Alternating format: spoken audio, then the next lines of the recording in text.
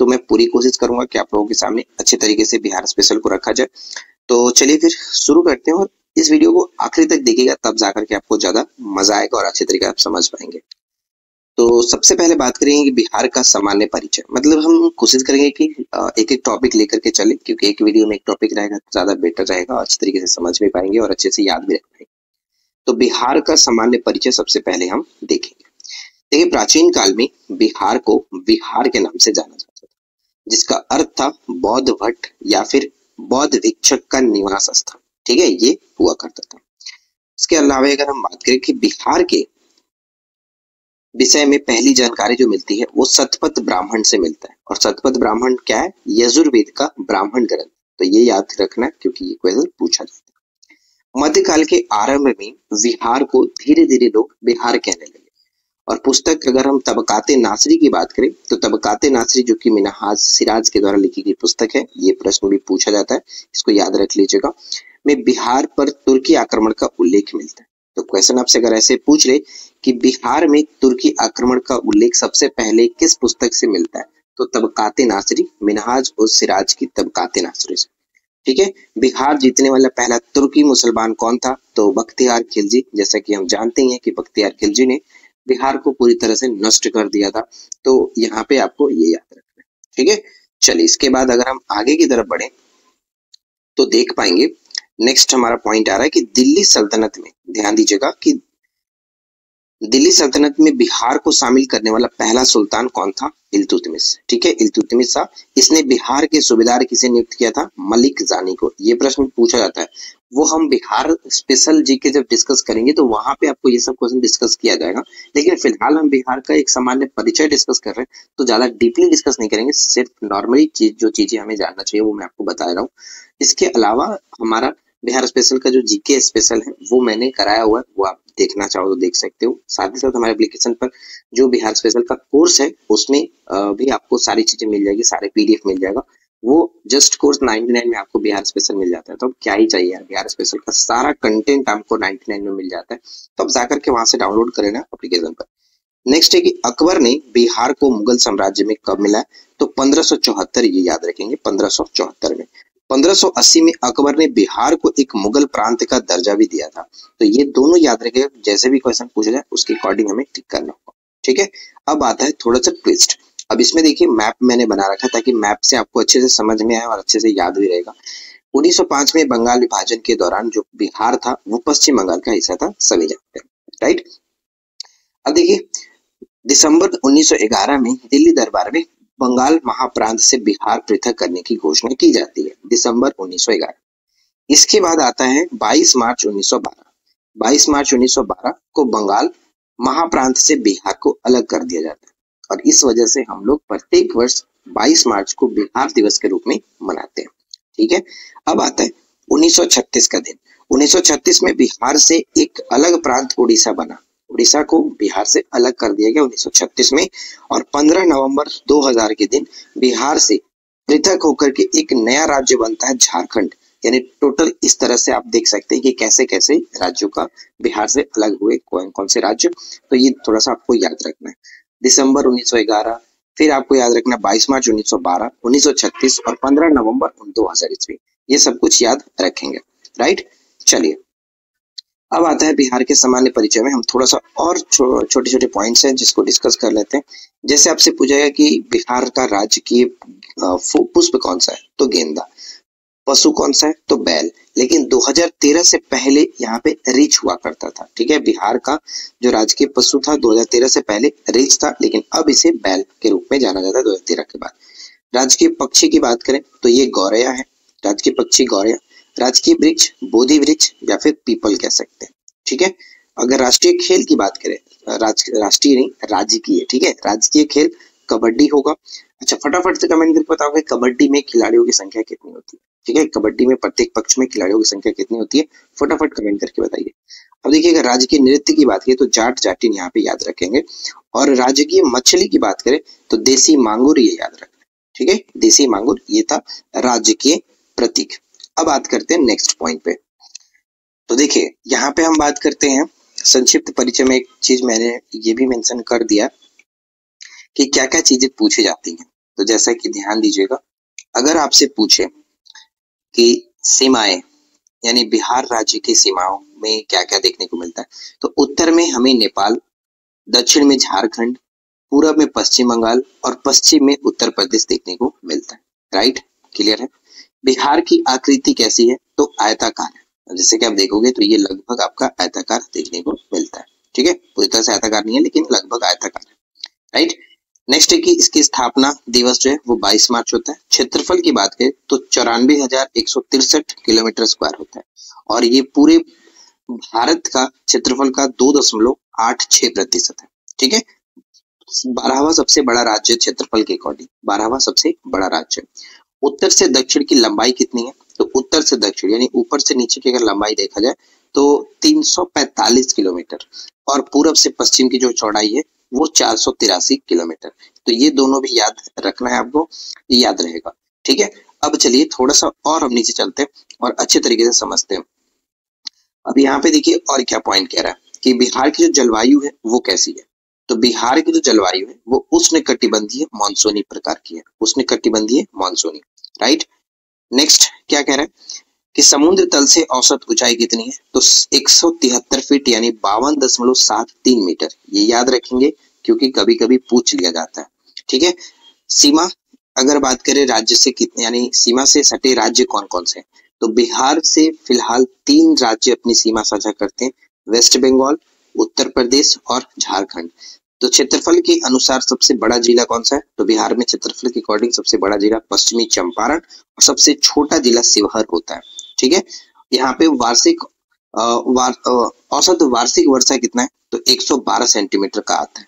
ठीक है, और ऊपर में क्या चीजें दो दी गई हैं, क्योंकि ये पूछा गया था पीपीएससी में, आप ध्यान दीजिएगा कि अक्षांशीय विस्तार कितना होता है, तो अक्षांशीय विस्तार 24 डिग्री 20 मिनट 10 सेकेंड उत्तर से 27 डिग्री 31 मिनट 15 सेकेंड जो कि उत्तर में, ये होता है इसका अक्षांशीय विस्तार। और देशांतरी विस्तार आप देख सकते हैं 83 डिग्री 29 मिनट 50 सेकेंड ईस्ट से 88 डिग्री 17 मिनट 40 सेकेंड ईस्ट। तो ये दोनों याद रखना है आपको, अच्छे से याद रहेगा तो ये डेफिनेटली क्वेश्चन आप कर पाओगे, क्योंकि ये प्रश्न पूछा जाता है। आप इसको मैप में देख करके समझोगे तो ज्यादा बेटर तरीके से समझ में आएगा। अक्षांशीय विस्तार देशांतरी विस्तार क्या है आपको बेहतरीन तरीके से समझ में आएगा। ठीक है, अगर मैं आपको छोटा सा एक तरीका बताना चाहूँ, मतलब समझाने की कोशिश कर रहा हूँ, तो देखो जैसे कि हमारा जो ये इंडिया है, जनरली हम जानते हैं ये जो हमारा इंडिया है, ठीक है, ये हो गया। इस तरह से हम अगर मैं ड्रॉ कर लेता हूँ तो बिहार जनरली आप जानते हो यहाँ पर पड़ता है, और आप ये जानते हो कि 82.5 डिग्री जो है वो इधर से गुजरता है, इस तरह से। ठीक है, इस तरह से गुजरता है। राइट, तो हम यहाँ पे ये कह सकते हैं कि ये जो हमारा आ रहा है यानी कर्क रेखा जो है ये इस तरह से गुजर रहा है 23.5 डिग्री। ठीक है, 23.5 डिग्री कर्क रेखा। तो ऊपर में क्या है, ऊपर में नॉर्थ है, नीचे साउथ है। तो हम जो बिहार के बारे में डिस्कस कर रहे हैं, तो बिहार हमारा यहाँ पे आ रहा है, तो ये तो पूरा नॉर्थ में आ रहा है। और अगर ये देशांतर की बात करें तो अक्षांशीय विस्तार अगर हम बात करेंगे तो अक्षांशीय विस्तार में तो ये उत्तर में रखेंगे ना, इसलिए ये उत्तर में रखा जाता है। और देशांतरी विस्तार हमारा ये जो है ईस्ट में आएगा, क्योंकि हम इधर बात कर रहे हैं, ईस्ट में पूरब की तरफ आ जाता है देशांतरी विस्तार। इस अब चलिए यहाँ पे हम बात करते हैं बिहार से जुड़ी और भी जो कुछ चीजें हैं जो डायरेक्ट पेपर में आता है। सबसे पहले ये ध्यान रखना है कि बिहार की सबसे बड़ी जो सिंचाई परियोजना है वो गंडक सिंचाई परियोजना है। कुल सिंचित क्षेत्र कितना है, तो 72.07 लाख हेक्टेयर इतना सिंचाई होता है। बिहार में प्रमंडल कितने हैं, 9 प्रमंडल है। जिले टोटल कितने, 38 जिले हैं। अनुमंडलों की संख्या 101 अनुमंडल। प्रखंड कितने, तो 534 प्रखंड है। पंचायत कितने, तो 8067 पंचायत है। नगर निगम की बात करें तो 19 नगर निगम है और 19वां नगर निगम जो है सबसे नवीनतम सहरसा है। नगर परिषद टोटल 88 नगर परिषद है। अब यहाँ पे देखिए जैसा कि हमने बात किया था कि बिहार राज्य की जो सीमा है वो 3 राज्यों से साझा होती है और एक देश से साझा होता है। तो 3 राज्यों में सबसे पहले यूपी से कितने जिले सटते हैं, 8 जिले सटते हैं। इस पर हम अलग डिस्कस करेंगे कि कौन कौन से जिले सटते हैं। बंगाल से टोटल कितने जिले सटते हैं, 3 जिले सटते हैं। झारखंड से टोटल 8 जिले सटते हैं और नेपाल से जो कि देश है, देशों से साझा होती है एक सिर्फ और सिर्फ नेपाल से 7 जिले साझा होते हैं। तो इन सभी को याद रखना। अब इसके बाद नेक्स्ट हमारा आता है कि विधानमंडल है तो द्विसदनीय विधानमंडल है, ठीक है।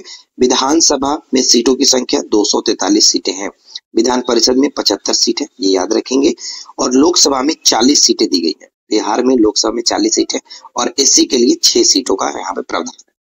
इन सभी को चारों पॉइंट्स को याद रखना है कि विधानसभा में 243 सीटें, विधान परिषद में 75 सीटें, लोकसभा में 40 सीटें, राज्यसभा में टोटल 16 सीटें दी गई हैं। विधानसभा में कुल आरक्षित सीटों की संख्या 40 है, ठीक है, कुल आरक्षित सीटों की संख्या 40 है, और जिसमें यहाँ पे एससी के लिए 38 और एसटी के लिए 2 सीटें हैं। ये दोनों भी याद रखना बहुत इंपॉर्टेंट है।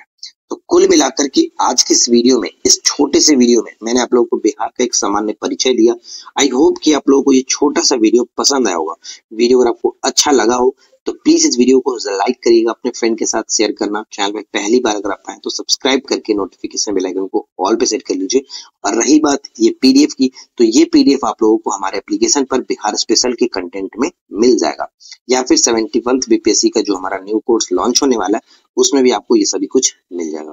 तो आई होप कि गाइस आप लोगों को ये वीडियो अच्छा लगा होगा। यहाँ पे जो भी चीजें मैंने आपको बताया वो आपको डेफिनेटली पसंद आया होगा। तो मिलते हैं नेक्स्ट वीडियो में नए टॉपिक के साथ। Thanks for watching, keep learning, have a good day. देखिए ये जो टॉपिक है बहुत ही छोटा सा टॉपिक है, मैं बेसिकली इसको कराने वाला नहीं था, लेकिन मैंने सोचा कि प्रीवियस में क्वेश्चंस यहाँ से पूछा गया, तो जब रिवीजन की बात कर ही रहे तो यहाँ पे भी एक छोटा सा वीडियो आप लोगों को प्रोवाइड कराता हूँ।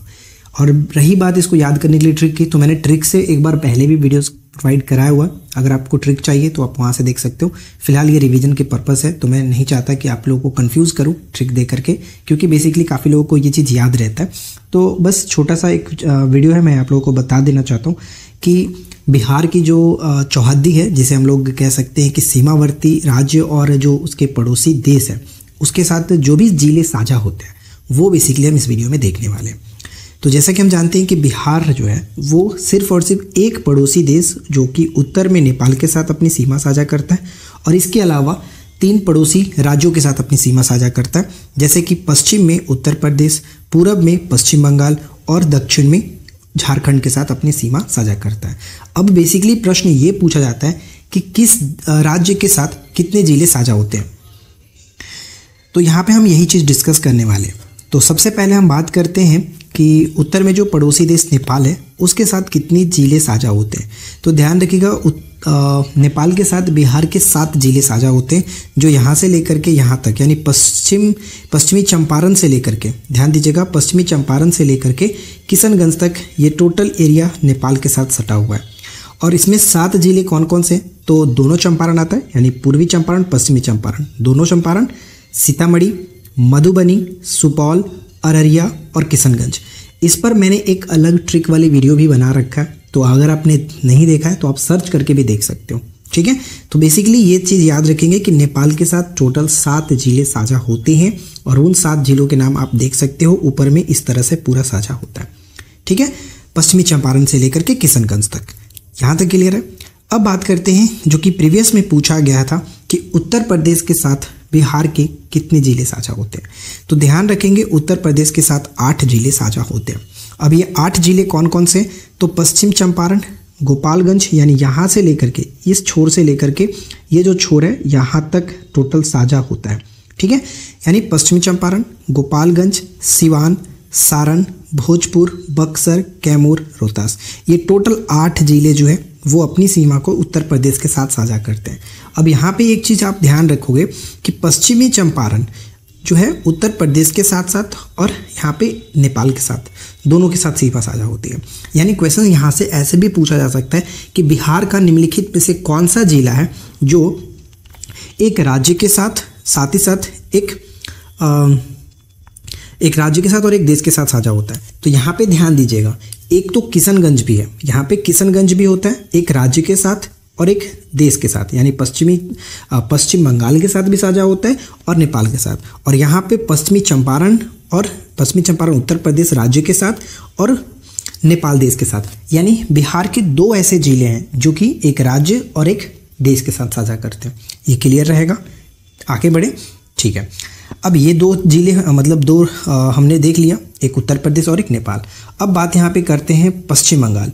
तो देखिए पश्चिम बंगाल के साथ सिर्फ 3 जिले साझा होते हैं, एक तो होता है किशनगंज, दूसरा पूर्णिया और तीसरा कटिहार। ठीक है, पश्चिम बंगाल के साथ टोटल 3 जिले अपनी सीमा को साझा करते हैं, यानी टोटल यहाँ से आप देखोगे तो पश्चिम बंगाल के साथ लगे हुए हैं। तो जैसा कि हमने बात किया कि किशनगंज जो है वो नेपाल देश के साथ भी सीमा साझा करता है और साथ ही साथ पश्चिम बंगाल राज्य के साथ भी सीमा साझा करता है। तो क्वेश्चंस थोड़ा सा घुमा करके बन सकता है, तो ये चीज़ आपको ध्यान में रखना है। अब रही बात झारखंड के साथ, हमारा पड़ोसी राज्य झारखंड के साथ बिहार 8 जिले साझा होता है। जिस तरह से उत्तर प्रदेश के साथ 8 जिले होते हैं, उसी तरह से यहाँ पे झारखंड के साथ भी 8 जिले सीमा साझा करते हैं। अब ये 8 जिले कौन कौन से, तो यहाँ पे देखिएगा रोहतास, औरंगाबाद, गया, नवादा, जमुई, बांका, भागलपुर, कटिहार। यानी यहाँ से अगर आप देखोगे तो रोहतास से लेकर के ये जो पूरा एरिया है यानी कि कटिहार तक, ये टोटल एरिया आपका झारखंड के साथ सीमा साझा करता है। अब यहाँ पे कटिहार को लेकर के मैंने एक लाइन जो कि दोनों को जोड़ा हुआ है कि दोनों जो कटिहार है यानी पश्चिम बंगाल का कटिहार, यानी बिहार का ये जो जिला है बिहार का ये जो जिला है कटिहार, वो 2 राज्यों के साथ सीमा साझा करता है, एक तो झारखंड के साथ भी, एक पश्चिम बंगाल के साथ भी। तो यहाँ पे मैंने मेंशन कर दिया कि कटिहार 2 राज्यों के साथ अपनी सीमा को साझा करता है। ठीक है, ठीक उसी तरह से रोहतास के बारे में भी बात करें तो रोहतास भी है, रोहतास 2 राज्यों यानी उत्तर प्रदेश और झारखंड के साथ भी अपनी सीमा को साझा करता। ठीक है फ्रेंड्स, ये टॉपिक इंपॉर्टेंट है, बिहार का भूगर्भिक संरचना, तो इसे ध्यान से समझिए, एंड तक वीडियो के साथ बने रहिए। तो शुरू करते हैं। सबसे पहले हम बात करते हैं कि जो बिहार का भूगर्भिक संरचना है, इसमें कितने प्रकार के चट्टानों को आपको देखने की मिलता है। तो इसमें बेसिकली 4 चट्टानों के बारे में हम बात करते हैं। ऊपर में आप देखेंगे टर्शियरी चट्टान, बीच में होता है आपका क्वाटनरी चट्टान, और यहाँ पे आप जब देखते हैं दक्षिण पश्चिमी भाग में, तो जिसमें हम कैमूर और रोहतास को रखते हैं, वहां पे हमें विंध्यन चट्टान, और लास्ट में यानी दक्षिणी जो हिस्सा है इसमें धारवाड़ चट्टान देखने को मिलता है। तो इन्हीं 4 चट्टानों से रिलेटेड कई सारे क्वेश्चंस पूछे जाते हैं। तो स्टार्ट करते हैं। सबसे पहले हम देखेंगे हमारा टर्शियरी चट्टान। तो ध्यान से समझिएगा कि टर्शियरी चट्टान जो है वो बेसिकली आपका पश्चिमी चंपारण जो हिस्सा है यानी उत्तर पश्चिमी भाग, इसमें देखने को मिलता है। टर्शियरी चट्टान आप यहाँ पे देख पाएंगे, मैंने लिख रखा है बिहार के उत्तर पश्चिमी भाग में ये स्थित है, और ये आपका जो हिस्सा है वो पश्चिमी चंपारण का हिस्सा है। विस्तार सोमेश्वर पहाड़ी यानी सोमेश्वर की जो पहाड़ी है, दून की घाटी तथा शिवालिक श्रेणी के जो मध्य का हिस्सा है, ये इन सभी क्षेत्रों में हमें ये देखने को मिलता है टर्शियरी चट्टान।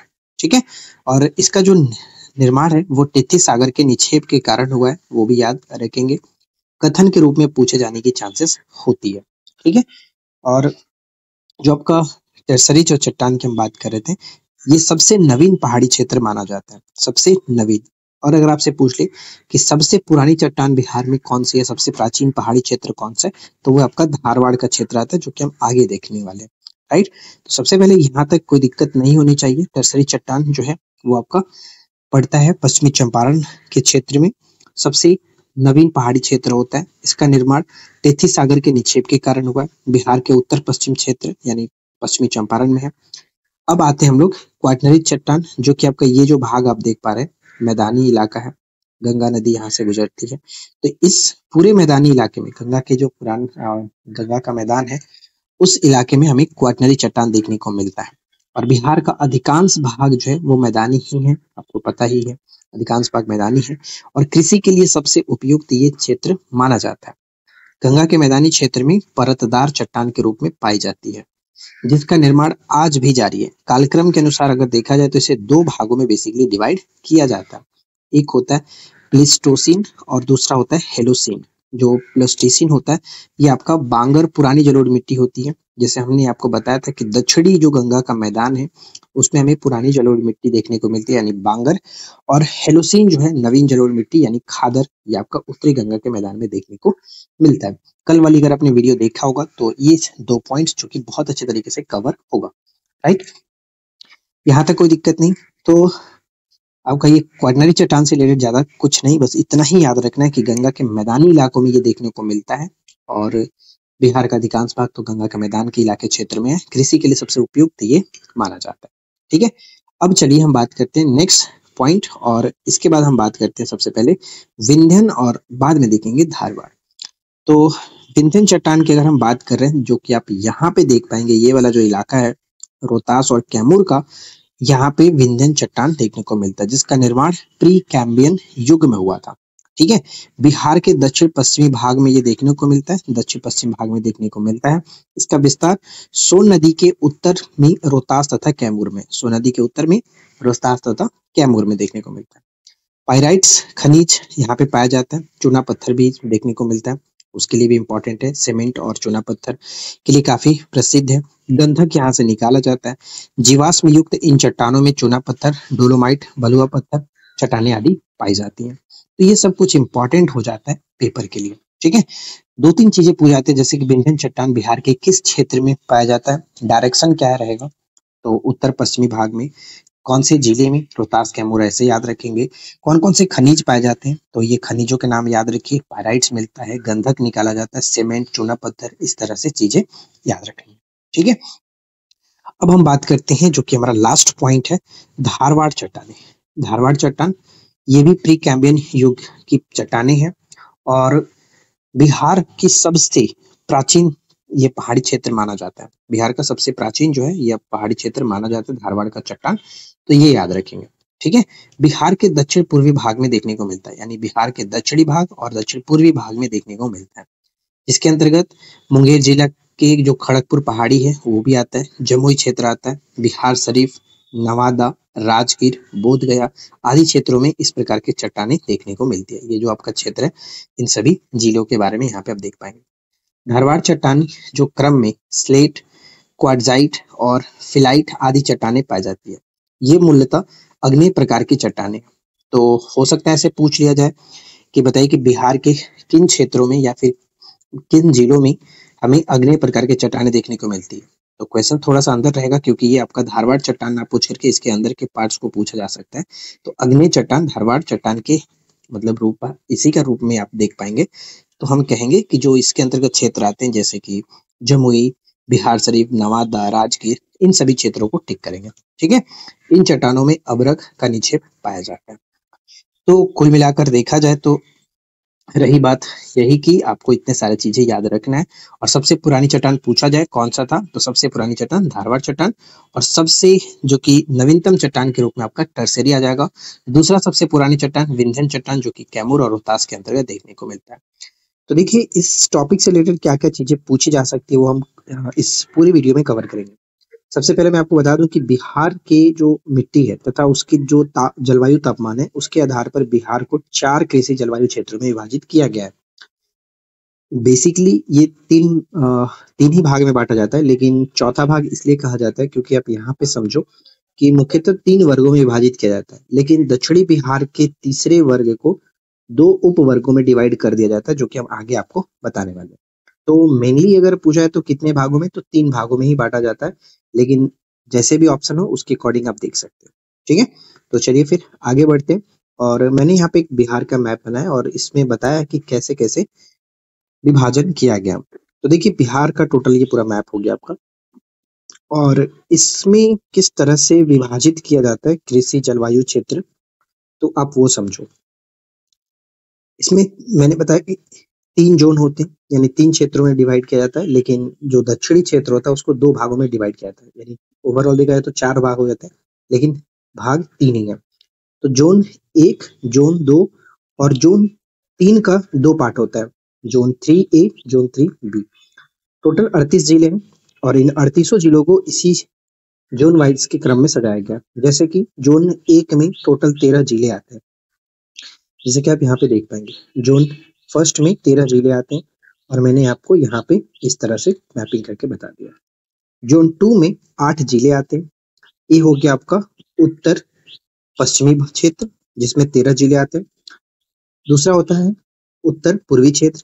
तो क्वेश्चन ऐसे भी पूछा जा सकता है कि बिहार की कृषि जलवायु क्षेत्र के अंतर्गत उत्तर पश्चिमी भाग में, यानी उत्तर पश्चिमी क्षेत्र में कितने जिले आते हैं। तो याद रखना होगा, उत्तर पश्चिमी क्षेत्र अगर आपसे पूछ ले तो फिर वहां पे आपको 13 जिलों को टिक करना पड़ेगा। उस तरह से पूर्वी जिले पूछ ले तो 8 जिले को टिक करना पड़ेगा। तो जैसे क्वेश्चन पूछ ले उसके अकॉर्डिंग आप आंसर करें। ठीक है, और दक्षिणी जो क्षेत्र होता है उसको 2 भागों में डिवाइड किया जाता है, जैसे कि आप यहाँ पे देख पाएंगे, उसको 2 भागों में बांटा जाता है। एक जोन 3A कहा जाता है और एक होता है जोन 3B। ठीक है, देखिए यहाँ पे एक पॉइंट और आपको अच्छे से याद रखना होगा कि सर्वाधिक जो वर्षा होती है वो 120 से लेकर के 180 सेंटीमीटर तक होता है, वो आपका जोन 2 के अंतर्गत यानी कि उत्तर पूर्वी क्षेत्र में, जिसमें सबसे ज्यादा जो वर्षा प्राप्त होता है वो है किशनगंज को, और सबसे कम वर्षा होता है जोन 3 के बी में, जिसमें 11 जिले आते हैं। जोन 3 के बी में सबसे कम वर्षा इसी जोन में होता है। ठीक है, तो ज्यादा इसमें कुछ नहीं है, बस आपको यही सब याद रखना है कि कितने जिले आते हैं पूर्वी कृषि क्षेत्र के अंतर्गत, मतलब उत्तर पूर्वी क्षेत्र के अंतर्गत कितने जिले आते हैं, उत्तर पश्चिमी क्षेत्र के अंतर्गत कितने जिले आते हैं, तो ये सब याद रखना है। जोन ए जो होता है उत्तर पश्चिमी क्षेत्र को कहते हैं, जोन 2 उत्तर पूर्वी क्षेत्र को कहा जाता है, और जोन 3 दक्षिणी क्षेत्र को। दक्षिणी क्षेत्र को दो भागों में बांटा जाता है, जोन 3 का ए और जोन 3 का बी। सबसे कम इसी क्षेत्र में यानी जोन 3 के बी में कम वर्षा होती है। तो इन सभी चीजों को जोड़कर देखो आप 38 आ जाएंगे। और यहाँ पे एक पॉइंट और ध्यान में रखना है, और वो पॉइंट है ये है कि जोन फर्स्ट जो होता है, यानी जो आपका जोन फर्स्ट ये है, जिसमें 13 जिले आते हैं, उत्तर पश्चिमी क्षेत्र, इसमें खादर मिट्टी की प्रधानता होती है। खादर मिट्टी यानी कि नवीन जलोढ़ मृदा इसमें देखने को मिलता है इन क्षेत्रों के अंतर्गत। और जोन 3 जो है, जोन 3 यानी जो दक्षिणी क्षेत्र है, इसमें बांगर मिट्टी आपको देखने को मिलता है। ये जो क्षेत्र होता है इसमें बांगर मिट्टी की प्रधानता होती है। ठीक है, बांगर मतलब पुरानी जो जलोढ़ मृदा है उसे कहा जाता है। तो ये सब कुछ याद रखना है आपको, और बिहार के जलवायु को अच्छे तरीके से समझिए। सबसे पहले मैं आपको बता दूं कि जो जलवायु होता है वो किसी भी भौतिक प्रदेश में दीर्घकालिक मानसून की स्थिति को जलवायु के नाम से जानते हैं। ठीक है, और यहाँ पे मैं आपको एक चीज बताना चाहूंगा कि बिहार का जो जलवायु है वो अक्षांशीय विस्तार के आधार पर बिहार की जलवायु को उपोष्ण कटिबंधीय माना जाता है। अब ये तो हो गया कि उपोष्ण कटिबंधीय माना जाता है, भाई क्यों माना जाता है ये भी हमें समझना होगा। तो मैंने एक छोटा सा मैप यहाँ पे बनाया है, और इस मैप के थ्रू आप समझ पाएंगे अच्छे तरीके से कि क्यों बिहार को उपोष्ण कटिबंधीय के रूप में ही जाना जाता है। तो सबसे पहले तो देखिए मैंने एक पूरा ग्लोब बनाया, और इस पे ये भी बताने की पूरी कोशिश की है। जैसे कि इक्वेटर आपका होता है 0 डिग्री, तो ये आपका इक्वेटर हो गया। ठीक है, इक्वेटर को मैंने यहाँ पे लिखा है। और इसके बाद इक्वेटर के उत्तर में 23.5 डिग्री जो हमारा उत्तरी अक्षांश होता है जिसे कर्क रेखा कहते हैं, और इक्वेटर के दक्षिण में 23.5 डिग्री दक्षिणी अक्षांश जिसे मकर रेखा के नाम से जानते हैं। इन दोनों के बीच का जो होता है उसे उष्णकटिबंधीय कहा जाता है। ठीक है, उष्णकटिबंधीय जलवायु के रूप में जानते हैं। उसके ऊपर अगर हम बढ़ते हैं 45 डिग्री नॉर्थ और 45 डिग्री साउथ, तो यानी 45 डिग्री ऊपर में मैं सिर्फ आपको बता रहा हूँ, सेम उसी तरह से नीचे भी होता है। तो 45 डिग्री अगर नॉर्थ पे जाते हैं तो इस क्षेत्र को उपोष्ण कहा जाता है, उपोष्ण कहा जाता है। और बिहार की जो अक्षांशीय विस्तार है वो आप देख पाएंगे कि 24 डिग्री 20 मिनट 10 सेकेंड उत्तर से 27 डिग्री 31 मिनट 15 सेकेंड उत्तरी अक्षांश तक जो कि विस्तार है। तो आप यहाँ पे क्लियरली ये समझ पाएंगे कि ये जो क्षेत्र आता है बिहार वो इसी के अंतर्गत आएगा, यानी उपोष्ण कटिबंधीय के अंतर्गत ही आता है। इस वजह से यानी 45 डिग्री तक 23 डिग्री से लेकर के 45 डिग्री तक के जो भी क्षेत्र है उसे उपोष्ण कटिबंधीय के रूप में जाना जाता है। तो बिहार तो इसी क्षेत्र के अंतर्गत आता है, इसलिए बिहार को हम कह सकते हैं कि अक्षांशीय विस्तार के आधार पर बिहार उपोष्ण कटिबंधीय के अंतर्गत आता है। ठीक है, क्लियरली समझ में आ गया होगा आपको। अगर आपको इसी तरह के सभी नोट्स हमारा चाहिए तो आप हमारे एप्लीकेशन पर जा सकते हो, जहां पर आपको पूरा स्टडी मटेरियल पूरा बिहार स्पेशल मिल जाएगा। ठीक है, चलिए इस वीडियो को आगे कंटिन्यू करते हैं, और इसके बाद नेक्स्ट आपका पॉइंट्स देखिए क्या आता है। अगला पॉइंट ये बनता है कि अक्षांशीय विस्तार के अलावा बिहार के जलवायु को प्रभावित करने वाले कारक कौन कौन से होते हैं। ऑप्शन में आपसे पूछा सकता है कि निम्नलिखित में से किन कारकों के द्वारा बिहार की जलवायु प्रभावित होती है। तो उसमें से हमें ध्यान में रखना होगा, जैसे हिमालय की अवस्थिति जो है ये भी बिहार की जलवायु को प्रभावित करती है। बंगाल की खाड़ी या फिर समुद्र से दूरी जो है वो प्रभावित करती है। दक्षिण पश्चिम मानसून के कारण भी प्रभाव होता है, और कर्क रेखा से दूरी होने के कारण भी प्रभावित होती है। तो ये मेजर 4 पॉइंट्स हैं, इनको आप याद रखेंगे। अब एक पॉइंट और मैंने यहाँ पे मेंशन किया है कि बिहार में सर्वाधिक जो वर्षा होता है वो दक्षिण पश्चिम मानसून से होता है। जनरली हम जानते हैं कि भारत में जो भी वर्षा होती है वो सबसे ज्यादा आपका इसी मानसून के कारण, दक्षिण पश्चिम मानसून के कारण ही वर्षा होता है। और वो भी मैंने यहाँ पे मेंशन कर दिया कि क्यों होता है। देखिए, दक्षिण पश्चिम मानसून की एक शाखा बंगाल की खाड़ी की तरफ बढ़ती है तथा निम्न वायु दाब होने के कारण ये हवाएं उत्तर की तरफ बढ़ जाती है तथा हिमालय से टकराने के बाद बिहार में लौटती है, और इस प्रकार बिहार में लौटती है तो फिर बिहार में वर्षा का आरंभ होता है। ठीक है, बिहार में मानसून का प्रवेश लगभग आपका मध्य जून के आसपास होता है। जैसे कि स्टार्टिंग तो केरल से होता है, ठीक उसी तरह से आपका अरब सागर में जाता है, फिर उसी तरह से आगे बढ़ते हुए बिहार में मध्य जून यानी करीब 15 से 20 जून के आसपास बिहार में जो कि आपका मानसून प्रवेश कर चुका होता है। तो ये थोड़ा ध्यान रखेंगे, मध्य जून में प्रवेश करता है। ठीक है, इसके बाद आगे पॉइंट्स क्या कह रहा है। नेक्स्ट पॉइंट बनता है कि बिहार के उत्तरी भाग एवं दक्षिणी भाग की भौगोलिक दशाओं में अंतर के कारण बिहार की जलवायु को अलग अलग जो भी भूगोलवेता है उन्होंने बिहार की जलवायु को अलग अलग प्रकार से विभाजित किया है, वर्गीकरण किया है। जैसे कि कोपेनहेगन, जो सबसे ज्यादा पेपर में पूछा जाता है, कोपेनहेगन, इनके नाम आप याद रखिए कि कोपेनहेगन ने बिहार के जलवायु को, जैसे उत्तरी बिहार यानी नॉर्थ और साउथ से मैंने दिखाया कि नॉर्थ जो ही यानी उत्तरी बिहार जो है उसे CWG और दक्षिणी बिहार को AW में इन्होंने वर्गीकृत किया है। उसी तरह से एक और भूवैज्ञानिक आते हैं, कह सकते हैं भूगोलवेता आते हैं, जिनका नाम है त्रिवार्थी। त्रिवार्थी ने उत्तरी बिहार को CAW के अंतर्गत और दक्षिणी बिहार को AW के अंतर्गत रखा। ठीक है, और ठीक इसी तरह से एक और भूवेता आते हैं, भूगोलवेता, जिनका नाम है थार्नवेट। थार्नवेट ने उत्तर पश्चिमी संकीर्ण जो क्षेत्र है उसको CBW के अंतर्गत, और जो शेष बिहार आता है उसको CAW के अंतर्गत रखा है। मेनली आपको अच्छे से जो याद होना चाहिए वो आपका कोपेनहेगन का वर्गीकरण। जब भी पेपर में पूछा जाता है वो यही पूछा था कि कोपेनहेगन के अनुसार उत्तरी बिहार की जलवायु कैसी है, दक्षिणी बिहार की जलवायु कैसी है, तो ये ध्यान में रखना है। अब देखिए नेक्स्ट जो हमारा प्रश्न क्या आता है, अगला पॉइंट ये है कि बिहार में मानसून का प्रवेश उत्तर पूर्वी हिस्से से होता है। ठीक है, उत्तर पूर्वी हिस्से से होता है और दक्षिण पश्चिम की तरफ बढ़ते हुए ये मानसून कमजोर होते चला जाता है।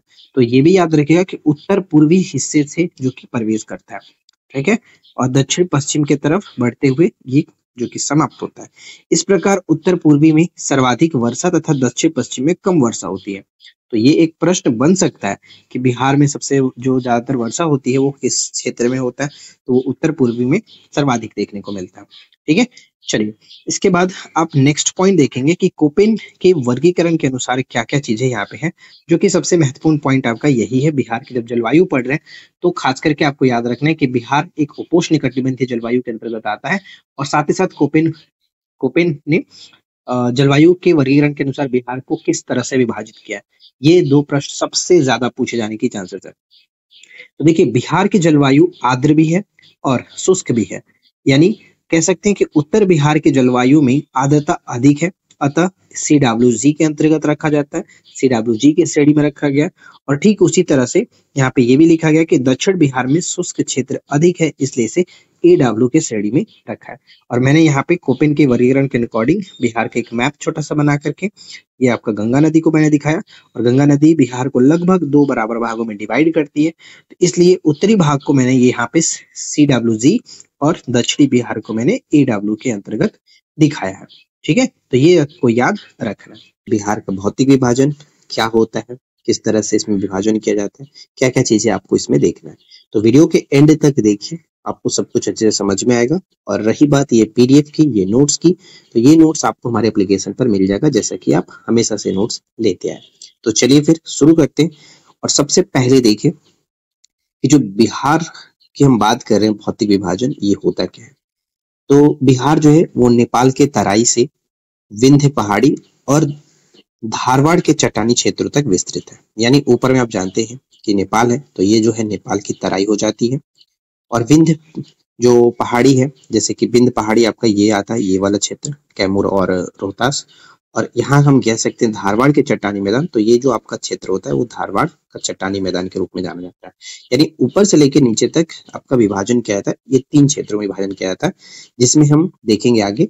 बिहार पूर्वी भारत में स्थित एक राज्य है जो कि भौतिक रूप से 3 भागों में विभाजित किया जाता है। और ये 3 भाग आप देख पाएंगे क्या-क्या 3 भाग होते हैं। तो यहाँ पे क्लियरली मैंने मेंशन कर दिया कि भौतिक विभाजन को 3 भागों में बांटा जाता है और 3 भाग आप देख पाएंगे। एक तरफ पर्वतीय या फिर तराई क्षेत्र, ये वाला हो जाता है। दूसरा होता है मैदान, यानी बीच का जो भाग है ये सभी पूरा मैदान हो जाता है। और तीसरा होता है आपका पठार, यानी ये आपका पर्वत मतलब पठार या फिर पहाड़ी कह सकते हो। ये 3 भागों में विभाजन किया था। बिहार के भौतिक विभाजन के अंतर्गत 3 चीजें देखने को मिलता है। और अब इन 3 चीजों में क्या-क्या चीजें हैं, जैसे कि पर्वतीय क्षेत्र के जैसे हमने बात किया, तो इसमें आपको देखने को मिलता है कि सोमेश्वर श्रेणी, दून घाटी और रामनगर दून, ये विभाजन होता है।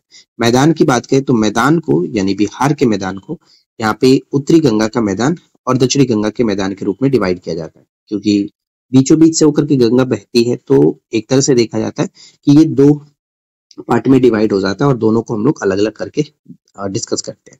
नेक्स्ट आता है कि पठार। तो पठार में धारवाड़ चट्टान, विंध्य या फिर विंध्यन की चट्टान देखने को मिलता है। ठीक है, तो ये 3 भागों में विभाजन किया जाता है। तो सबसे पहले अगर आपसे प्रश्न पूछे कि बिहार का भौतिक विभाजन मुख्य रूप से कितने भागों में किया जाता है, तो 3 भागों में किया जाता है। कौन कौन, वो भी आपने देख लिया। ठीक है, पर्वतीय या फिर तराई क्षेत्र, दूसरा मैदान और तीसरा पठार, ये 3 रूपों में होता है। अब हम एक एक करके सभी को देखने वाले हैं। तो सबसे पहले देखते हैं जो कि यहाँ पे हमारा पर्वतीय या फिर तराई क्षेत्र। तो इसके अंतर्गत क्या आता है, जैसे कि बिहार के उत्तर पश्चिम भाग में, यानी उत्तर पश्चिम भाग का मतलब क्या हुआ, यहाँ पे जो आप भाग देख रहे हैं उत्तर पश्चिम भाग, ये वाला। ठीक है, उत्तर पश्चिम भाग में हिमालय पर्वत की शिवालिक श्रेणी का भाग अवस्थित है। तो हिमालय का शिवालिक जो श्रेणी है वो यही, मतलब ये भाग उसी का पार्ट है। तो ये याद रखिए। कुल क्षेत्रफल का लगभग आपका 932 किलोमीटर स्क्वायर है, जिसका विस्तार मुख्य रूप से पश्चिमी चंपारण में होता है। यानी ये जो आप देख पा रहे हैं, जैसे आप यहाँ पे जो देख पा रहे हैं क्लियरली मेंशन किया गया, ये जो क्षेत्र है वो पश्चिमी चंपारण का भाग है। मुख्य रूप से पश्चिमी चंपारण में ये विस्तृत है और इसका जो क्षेत्रफल है 932 किलोमीटर स्क्वायर है। सोमेश्वर जो श्रेणी है वो नेपाल एवं बिहार की सीमा निर्धारित करती है त्रिवेणी संगम पर। ये भी याद रखिएगा, त्रिवेणी संगम पर। ठीक है, सोमेश्वर जो श्रेणी है वो सीमा का निर्धारण एक तरह से करता है भारत और नेपाल के बीच, यानी बिहार और नेपाल के बीच। और सोमेश्वर श्रेणी, ये एक पॉइंट और याद रखना है कि बिहार के सबसे ऊंची चोटी भी है, पेपर में कई बार पूछा जाता है। ठीक है, तो याद रखिएगा इसकी हाइट जो है वो 874 मीटर है। याद रखना आपको, बिहार की सबसे ऊंची चोटी सोमेश्वर की चोटी है, पश्चिमी चंपारण में पड़ता है। हाइट इसका 874 मीटर हो जाता है। राइट, अब इसके बाद अगर आप देखेंगे यहाँ पे तो ये भी क्लियरली लिखा गया है दून घाटी और रामनगर दून। जो दून घाटी है, देखिए सबसे ऊपर में आपका आता है सोमेश्वर की श्रेणी, जो यहाँ पे मैंने डिनोट किया। उसके नीचे आप देखोगे तो ये आपका दून घाटी है और उसके नीचे आपका होता है रामनगर दून। और यहाँ पे दून घाटी को याद रख सकते हो कि सोमेश्वर श्रेणी और रामनगर दून के बीच का जो क्षेत्र है उसे हम लोग कहते हैं दून घाटी, या फिर इसे हरहा नदी घाटी के नाम से भी जाना जाता है। हरहा नदी घाटी के नाम से जानते हैं। और इसकी कुल लंबाई जो है, इस घाटी की कुल लंबाई 22 किलोमीटर है। ठीक है, 22 किलोमीटर है। इसके साथ नेक्स्ट पॉइंट आता है रामनगर दून। तो रामनगर दून क्या कह सकते हो कि इसका जो विस्तार है वो हरहा नदी घाटी में ही इसका विस्तार माना जाता है और इसमें इसकी ऊंचाई जो होती है वो 240 मीटर होता है। ठीक है, 240 मीटर होता है। चलिए आगे बढ़ते हैं। अब देखिए यहाँ पे नेक्स्ट पॉइंट हमारा क्या कह रहा है कि रामनगर दून की कुल जो लंबाई है वो 32 किलोमीटर है। जैसे हरहा नदी की घाटी जो आपने देखा था वो 22 किलोमीटर था उसकी लंबाई, लेकिन रामनगर दून की जो लंबाई है वो 32 किलोमीटर है और इसकी चौड़ाई करीब आपका होता है 6 से 8 किलोमीटर तक इसकी चौड़ाई होती है। शिवालिक श्रेणी का दक्षिणतम हिस्सा है, जिसे दक्षिणी श्रेणी के नाम से भी इसको जाना जाता है। यहाँ तक कोई दिक्कत नहीं। और एक पॉइंट इसमें ये भी याद रखेगा कि सबसे ऊंची जो चोटी आपने देखा था 240 मीटर, मैंने पीछे बताया अभी जस्ट, तो उसमें आपको ये याद रखना है कि पश्चिमी चंपारण के संतपुर में इसकी सबसे ऊंची चोटी है 240 मीटर तक। ठीक है, 240 मीटर तक। और सोमेश्वर श्रेणी जो था बिहार का सबसे ऊंची चोटी, वो 774 मीटर होता है। 774 मीटर, ये याद रखें। 774 बोलो 874 मीटर। ठीक है, नेक्स्ट है कि बिहार का मैदानी भाग, जो दूसरा भाग हमने देखा वो बिहार का मैदानी भाग, दूसरा पॉइंट। अब इसको ध्यान से समझिएगा। देखिए बिहार के मैदानी भाग हम जो देख रहे हैं, बिहार ये हो गया और बीच से गंगा नदी जब बहती है तो इसको दो भागों में डिवाइड होता है, एक ऊपर और एक नीचे, यानी एक उत्तर और एक दक्षिण। और इसी को उत्तर वाले भाग को उत्तर बिहार का मैदान कहते हैं और नीचे जो दक्षिण में दक्षिण बिहार का मैदान के नाम से इसको जाना जाता है। और यहाँ पे मैंने कुछ कुछ पॉइंट्स लिखा, जैसे कि बिहार का मैदानी भाग का विस्तार लगभग 90,660 किलोमीटर स्क्वायर पर है, जो कि लगभग बिहार के कुल क्षेत्रफल का 96% हो जाता है। मैदानी भाग का निर्माण गंगा तथा इसके सहायक नदियों के निक्षेप से हुआ है। ठीक है, ये भी याद रखिए। और यहाँ पे हम कह सकते हैं कि मैदानी भाग में मुख्यतः जलोढ़ मृदा पाई जाती है, मुख्यतः जलोढ़ मृदा पाई जाती है। और इस मैदानी भाग में नवीन जलोढ़ मृदा को खादर कहते हैं और पुरानी जलोढ़ मृदा को बांगर कहा जाता है। ये तो आपको पता ही होगा, खादर और बांगर को याद कैसे रख सकते हैं। खान बापू करके एक ट्रिक होता है, याद रखिएगा, खान बापू। ठीक है, तो यहाँ पे खादर यानी नई जलोढ़ मिट्टी जो होती है और बांगर पुरानी जलोढ़ मिट्टी को कहते हैं, याद रहेगा, कोई दिक्कत वाली बात नहीं है। अब देखिए इसके नेक्स्ट पॉइंट में क्या कह रहा है। नेक्स्ट पॉइंट में एक चीज यहाँ पे मैंने मेंशन किया, उसको थोड़ा सा ध्यान रखिए।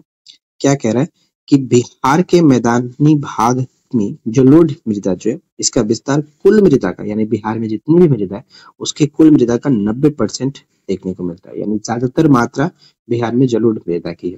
ठीक है, अब सबसे पहला पॉइंट आता है उत्तर बिहार का मैदान या फिर गंगा का उत्तरी मैदान, ये भी कह सकते हैं। राइट, तो देखिए इसका जो निर्माण हुआ है गंगा के उत्तरी सहायक नदियों से हुआ है, गंगा के उत्तरी सहायक नदियों से, यानी जो भी आपका ऊपर से नदियां आती हैं, ये तो आपका हो गया गंगा और ये नॉर्थ मान लेते हैं, तो ऊपर से जो भी नदियां आती हैं उनके सहायक नदियों से तथा गंगा के द्वारा हुआ है इस मैदान का निर्माण। ठीक है, इसका जो विस्तार होता है गंगा नदी से उत्तर में नेपाल की सीमा तक इसका विस्तार है। ध्यान रखें इस मैदान का जो ढाल होता है ये इंपॉर्टेंट रहेगा, कि पूछा जा सकता है कि उत्तर बिहार के मैदान का जो ढाल है वो किस तरह से है, किस दिशा में है। तो कह सकते हैं कि उत्तर से दक्षिण की तरफ, तो ये मैंने एरो लगाया उत्तर से दक्षिण की तरफ, और एक होता है उत्तर पश्चिम से दक्षिण पूर्व की ओर। ठीक है, उत्तर पश्चिम से दक्षिण पूर्व की ओर इनका जो कि ढाल होता है, ये याद रखेंगे। अब यहाँ पे एक पॉइंट और याद रखिए, जैसे कि इनके इस मैदान को 3 दोहाबों में बांटा जाता है। 3 दोहाब में बांटा गया। अब सबसे पहले तो ये समझिए कि ये दोहाब क्या होता है। तो दोहाब को हम यहाँ पे कह सकते हैं कि दो नदियों के बीच की भूमि। कई बार तो ये भी प्रश्न पूछा गया कि दोहाब का अर्थ क्या है। दो नदियों के बीच की भूमि या फिर मैदान को दोहाब कहा जाता है। ठीक है, तो गंगा के उत्तरी मैदान को हम 3 उपभागों में या फिर कह सकते हो दोहाबों में बांटा जाता है, जिसमें घाघरा गंडक दोहाब आता है, दूसरा होता है गंडक कोसी दोहाब आता है और तीसरा होता है कोसी महानंदा दोहाब आता है। तो ये 3 दोहाबों में बांटा जाता है, ये याद रखेगा। हो सकता है कि पूछ ले कि कोसी महानंदा जो दोहाब है वो बिहार के किस मैदान का भाग है, तो थोड़ा सा याद रखना आपको जरूरी है। लॉजिकली भी समझ सकते हो, अगर आपको पता होगा मैप में कि कौन सी नदियां कहाँ बहती है तो सब कुछ क्लियरली आप कर सकते हो। और इस पॉइंट में ये और याद रख सकते हैं कि समुद्र तल से औसत जो ऊंचाई है वो 66 मीटर है। ठीक है, 66 मीटर है, तो यहाँ तक कोई प्रॉब्लम नहीं है। किसी भी तरह का पेड कोर्स चाहिए हमारे एप्लीकेशन पे जा सकते हो, गूगल प्ले स्टोर ओपन करिए और वहां पे सर्च करिए ऑनलाइन स्टडी जोन, और हमारा जो चैनल का लोगो है उस एप्लीकेशन को डाउनलोड करके आप पेड कोर्स के सेक्शन में जाकर के अपने हिसाब से पेड कोर्स ज्वाइन कर सकते हो, जहाँ पे आपको सभी पीडीएफ सभी नोट्स वगैरह मिल जाएंगे। अब देखिए यहाँ पे एक छोटा सा पॉइंट और मैंने मेंशन किया कि उत्तर बिहार के जो मैदानी भाग हैं उसमें कौन कौन सी नदियां बहती हैं, जैसे कि घाघरा, गंडक, बूढ़ी गंडक, बागमती, कमला, बलान, कोसी तथा महानंदा आदि नदियां प्रवाहित होती है। तो जब हम बिहार के अफवाह तंत्र के बारे में पढ़ेंगे तो वहां पे सब कुछ इसको डिस्कस करेंगे। तो फिलहाल यहाँ पे सिर्फ और सिर्फ हम बिहार के भौतिक विभाजन के बारे में देख रहे हैं, तो मोटा मोटी जो हमें चीजें याद रखनी है समझनी है वो चीज हम देख लेते हैं। ठीक है, तो ये अलग एक टॉपिक हो जाता है। बिहार की नदियों के बारे में जब पढ़ेंगे तो सब कुछ विस्तार से इसको देखेंगे। दक्षिण गंगा का मैदान, अब जो दूसरा पॉइंट था बिहार के जो मैदान का दूसरा भाग वो आता कि दक्षिण गंगा का मैदान या फिर गंगा का दक्षिणी मैदान, इस तरह से कह सकते हैं। तो देखिए गंगा नदी से दक्षिण और दक्षिण के पठारी क्षेत्र के मध्य में जो अवस्थित है उसको हम यहाँ पे कह सकते हैं इनका विस्तार है। उत्तरी गंगा मैदान की तुलना में इसका आकार जो है वो छोटा है। ठीक है, यानी ऊपर में जो आप देख रहे थे उत्तरी गंगा का मैदान, उसकी तुलना में इनका आकार छोटा है। दक्षिण बिहार में मगध का मैदानी भाग सबसे बड़ा है, ये पॉइंट याद रखेंगे। दक्षिणी भाग में पुरानी जलोढ़ मृदा का प्रधानता होती है। जैसे ऊपर में आप कह सकते हो कि नवीन जलोढ़ मृदा ज्यादा मात्रा में पाया जाता है, उस तरह से दक्षिणी भाग में पुरानी जलोढ़ मृदा यानी कि बांगर जिसे हम कहते हैं वो ज्यादातर देखने को मिलता है। और इस क्षेत्र को 3 उपवर्गों में बांटा गया, यानी दोहाबों में बांटा गया, ये कह सकते हो। गंगा सोन का दोहाब, दूसरा आता है मगध का मैदान और तीसरा आता है अंग का मैदान। ये 3 आप दोहाब में कह सकते हो या फिर उपवर्गों में बांटा गया, राइट। तो यहाँ तक 2 पॉइंट्स कवर हो गए। पहला हमने देख लिया पर्वतीय और तराई, और दूसरा हमने देख लिया गंगा का मैदानी भाग यानी मैदान, और तीसरा पॉइंट आता है हमारा पठार। ठीक है, तो अब ये भी देख लेते हैं पठार के अंतर्गत क्या क्या चीजें देखने को मिलता है। देखिए, पठार बिहार की दक्षिणी सीमा पर पठार तथा पहाड़ी क्षेत्र है जो कि झारखंड से सीमा साझा करता है। जैसा कि मैंने यहाँ पे बनाया है, ये आपका हो गया विंध्य चट्टान, और दूसरा आता है आपका धारवाड़ चट्टान जो कि झारखंड के साथ ये सब सीमा साझा होती है। ठीक है, ध्यान रखिए कि दक्षिण में स्थित पठारी क्षेत्र में 2 क्रम की चट्टानें आती है। वैसे हम जब बिहार का भूगर्भिक संरचना के बारे में डिस्कस करते हैं तो वहां पे आपको पता है, तो वहां पे हम लोग अलग तरह से डिस्कस करेंगे। जब भूगर्भिक संरचना के बारे में डिस्कस किया जाएगा तो वहां पे आप जानते हैं कि बीच में आपका क्वाटरनरी चट्टान भी पाया जाता है, ऊपर में टर्सरी चट्टान भी देखने को मिलता है, तो वो फिलहाल हम अलग रखते हैं। यहाँ पे हम पठार बात कर रहे हैं तो 3 भागों में जो बांटा जाता है। तो ऊपर में आपका हो गया तराई भाग, ये वाला दूसरा मैदान, मैदान के अंतर्गत ही आपका क्वाटरनरी चट्टान देखने को मिलता है, तो वहां पे हम अलग डिस्कस कर लेंगे। फिलहाल हम जो बात कर रहे हैं उस पर फोकस करते हैं। तो देखिए, जब हम पठार बात करें तो तीसरा जो पॉइंट हमारा आता है, तो इसमें 2 क्रम की चट्टानें देखने को मिलती है। एक तो आपका होता है धारवाड़ की चट्टानें जो मुंगेर, जमुई, नवादा, गया आदि के क्षेत्रों में देखने को मिलता है, ये वाला। ठीक है, और दूसरा होता है विंध्यन चट्टानें जो कि कैमूर और रोहतास में देखने को मिलता है, ये वाला पार्ट। ठीक है, ये वाला पार्ट। तो इस टॉपिक से रिलेटेड इतनी सारी चीजें थी जो कि आपको याद रखनी है, समझना है। अगर आपको इतने पॉइंट समझ में आ गया होगा, क्लियर होगा, तो इस टॉपिक से रिलेटेड कोई भी क्वेश्चंस पूछा जाएगा तो आप आराम से करके आओगे, कोई दिक्कत वाली बात नहीं। ठीक है, तो उम्मीद करता हूँ कि ये वीडियो आपके लिए हेल्पफुल रही होगी। वीडियो पसंद आया हो तो लाइक एंड शेयर करके जाइएगा। चैनल पे पहली बार अगर आप आए हैं तो सब्सक्राइब करके नोटिफिकेशन बेल आइकन को ऑल पे सेट कर लीजिए। हम मिलते हैं आपके साथ इसी प्रकार के नेक्स्ट वीडियो में नए टॉपिक के साथ। Thanks for watching, keep learning, have a good day. आज इस वीडियो में हम बेसिकली देखने वाले हैं बिहार के जलकुंड। जलकुंड मतलब जो बिहार में कई सारे कुंड हैं जहाँ पर गर्म पानी देखने को मिलता है। वहाँ पर मौजूद जो पानी है उसमें साल भर पानी गर्म ही रहता है। सबसे इम्पॉर्टेंट पॉइंट यहाँ पे ये ध्यान रखना है कि आपसे ये पूछा जाएगा कि बिहार में मौजूद जितने भी जलकुंड हैं उनमें से सबसे गर्म जलकुंड कौन सा है। तो यहाँ पे आपको एक पॉइंट याद रखना है कि बिहार में नालंदा जिले के राजगीर में स्थित ब्रह्म कुंड जो है वो बिहार का सबसे गर्म जलकुंड है। ठीक है, सबसे गर्म जलकुंड है। आप राजगीर गए होंगे तो बेसिकली आप जानते ही होंगे। तो चलिए बात करते हैं। यहाँ पे देखिए, सबसे पहले हम बात करते हैं मुंगेर से। मुंगेर के बारे में हम एक चीज़ जानते हैं, भीमबंध वन्यजीव अभयारण्य, उसे याद रखिएगा, भीमबंध। ठीक है, कई बार पूछा जाता है। अब यहाँ पे जलकुंड की बात करें तो यहाँ पे बहुत सारे जलकुंड हैं जहाँ पे आप देख सकते हैं लक्ष्मण कुंड, सीता कुंड, रामेश्वर कुंड और ऋषि कुंड। अब इन चारों को मैंने एक चीज से याद किया, जैसे रामायण से जुड़े जो नाम आपको देखने को मिल रहा है, लक्ष्मण, सीता, रामेश्वरम यानी रामेश्वरम आपको पता ही है तमिलनाडु में, राम, यहाँ पे राम भी नाम जुड़ा हुआ है, ये देख सकते हैं। और ऋषि, बहुत सारे ऋषि थे उसमें।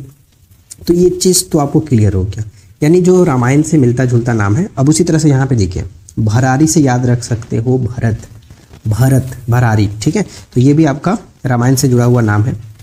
लक्ष्मेश्वर कुंड, लक्ष्मेश्वर कुंड भी आपका यहीं पर पड़ता है। और गोमुख कुंड, ये जितने भी यहाँ पे कुंड मैंने बताया ये सभी के सभी मुंगेर जिले में स्थित है। ठीक है फ्रेंड्स, मुंगेर जिले में स्थित है।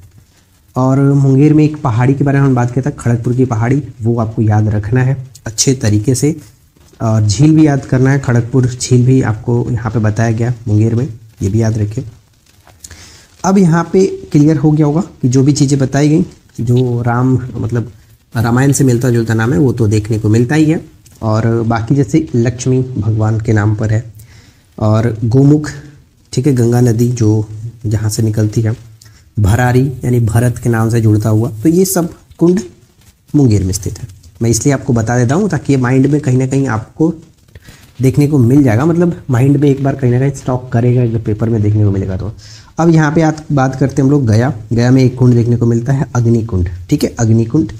अब जो ज़्यादातर इम्पॉर्टेंट है वो है नालंदा का ब्रह्मकुंड। नालंदा में स्थित राजगीर में ब्रह्मकुंड सबसे गर्म है। यहाँ पे सूर्यकुंड है, सप्तधारा या सप्तधरवा। ठीक है, सप्तधारा कहीं कहीं देखने को मिलता है, कहीं कहीं इसको लिखता है सप्तधरवा। ठीक है, सप्तधारा या सप्तधरवा, ये जो जल कुंड है ये आपको यहीं पर। मखदुम कुंड, मखदुमपुर भी वहाँ पर स्थित है, मखदुम कुंड। मखदुम मुझे इसलिए अच्छे से याद हो जाए क्योंकि नालंदा ज़िले के हमारे ऑफिस में मेरे कलीग हैं जो कि वो मखदुमपुर से बिलोंग करते हैं, तो इसलिए मुझे अच्छे से याद है।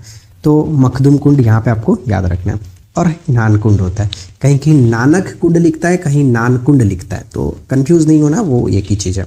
ठीक है, तो राजगीर में इतने सारे कुंड हैं, मुंगेर में सबसे ज़्यादा है, गया में एक देखने को मिलता है जो कि अग्निकुंड।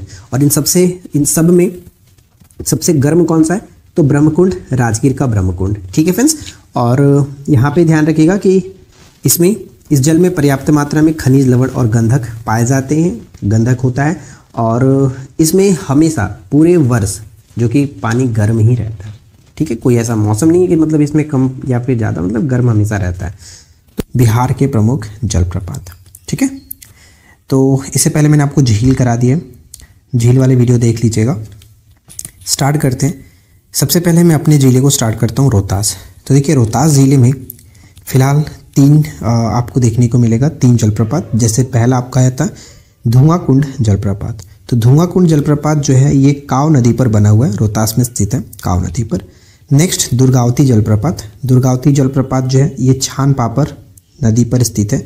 और मैं आपको बता दूं कि ये दुर्गावती जो जलप्रपात है वो पूरे बिहार में सबसे ऊंचा जलप्रपात है, जिसकी हाइट करीब 90 मीटर होता है। ठीक है, सबसे ऊंचा जलप्रपात दुर्गावती जलप्रपात है। नेक्स्ट आता है मांझर कुंड जलप्रपात। ये सासाराम में पड़ता है, सासाराम में, रोहतास जिले के सासाराम में ये स्थित है मांझर कुंड जलप्रपात। तो ये 3 आपको अच्छे से याद रखना। इसके बाद अगर हम बक्सर की बात करें तो बक्सर में कर्मनासा जलप्रपात याद रखिएगा। माना जाता है कि यूपी और बिहार का ये बॉर्डर होता है, तो कर्मनासा जलप्रपात थोड़ा सा आपको अच्छे से याद रखना है। नवादा की बात करें तो नवादा में सबसे इम्पॉर्टेंट जो कि पेपर के लिए है ककोला जलप्रपात। ये कई बार क्वेश्चंस पूछा जाता है, ककोला जलप्रपात किस जिले में स्थित है? नवादा जिले में स्थित है। आप लोग कमेंट करके बताना कि आप लोग किस जिले से बिलोंग करते हो, ताकि मुझे भी पता चले कि किस किस जिले से वीडियो देखी जाती है। ठीक है, तो आप लोग कमेंट करना ज़रूर। तो यहाँ से पहले मैप में जो भी चीज़ें थी मैंने आपको बताया। अब आते हैं इस मैप में। तो देखिए, कैमूर की बात करें तो कैमूर में 2 जलप्रपात फिलहाल देखना आपको। तेलहर जलप्रपात, ये प्रीवियस में पूछा गया, और करकट जलप्रपात, ये दोनों के दोनों कैमूर जिले में स्थित है।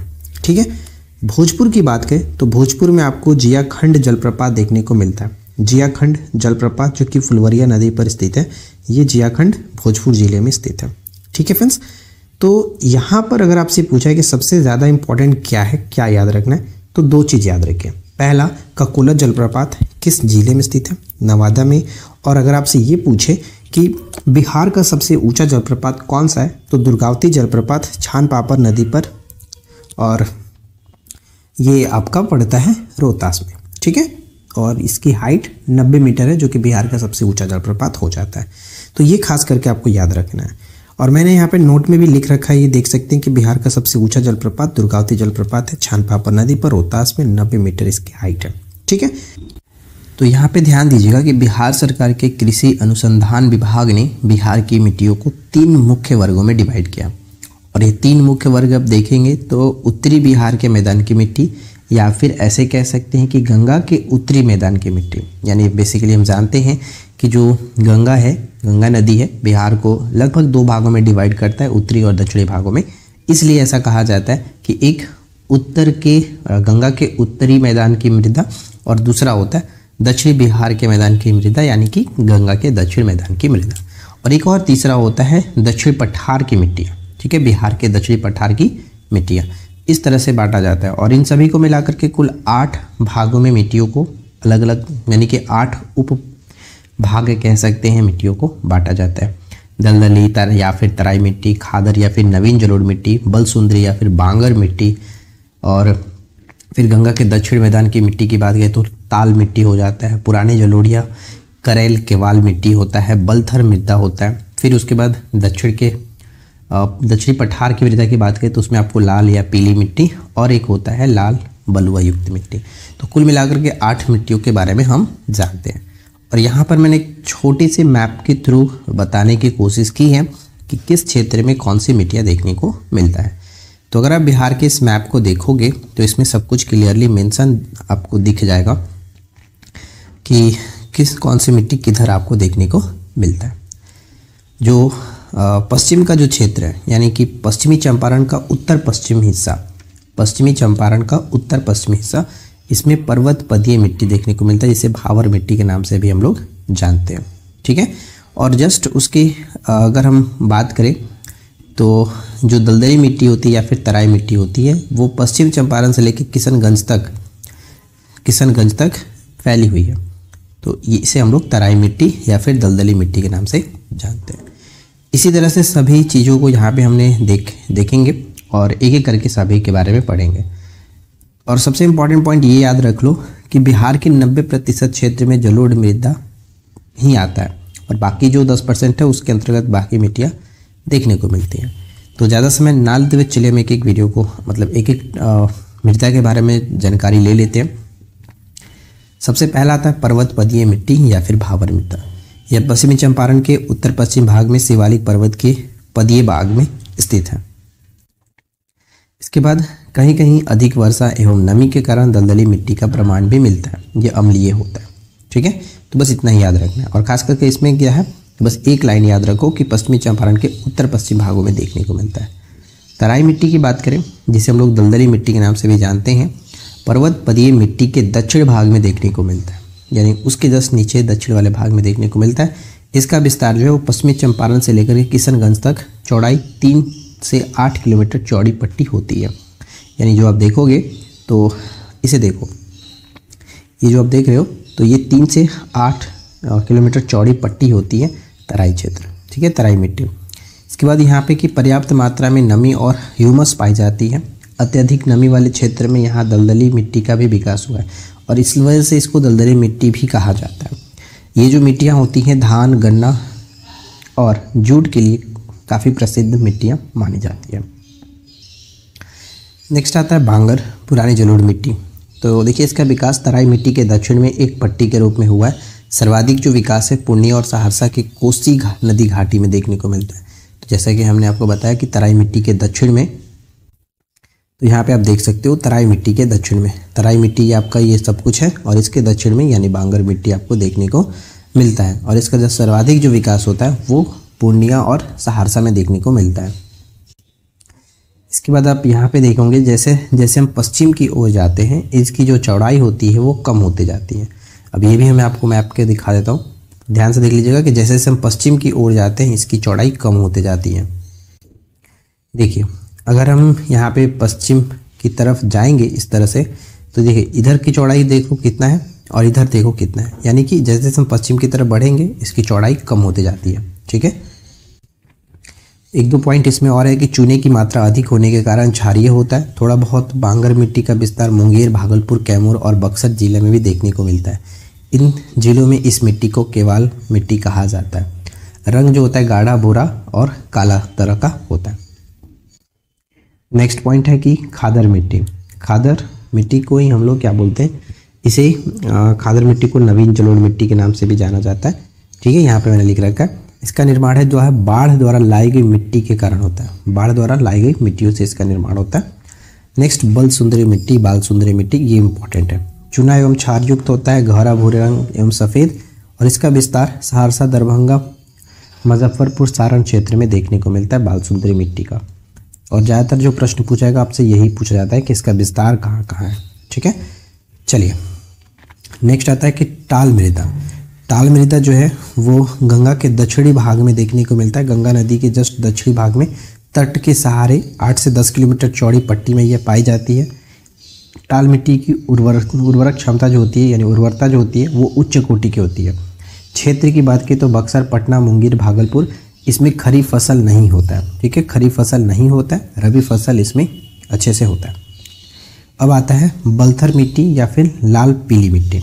तो देखिए बलथर मिट्टी की बात करें, लाल पीली मिट्टी, तो इसका विस्तार पश्चिम में कैमूर, शिरडी के निकट से पूर्व में राजमहल, जो झारखंड में राजमहल की पहाड़ी है, वहाँ की उच्च भूमि तक लगभग 8 से 15 किलोमीटर तक ये फैला हुआ है। राइट, तो ध्यान रखिएगा बलथर मिट्टी बहुत इंपॉर्टेंट हो जाता है पेपर के लिए। पश्चिम में कैमूर शिरडी से लेकर के पूर्व में राजमहल यानी झारखंड की उच्च भूमि तक ये फैला हुआ है। पुरानी जलोढ़ या फिर करेल केवाल मिट्टी की बात करें तो इसका विस्तार गंगा के दक्षिणी मैदान भाग में होता है। रोहतास से लेकर के गया, औरंगाबाद, पटना, नालंदा, जहानाबाद, मुंगेर और भागलपुर में देखने को मिलता है। इसकी उर्वरक क्षमता जो होती है वो उच्च होती है, उच्च उर्वरक क्षमता होती है।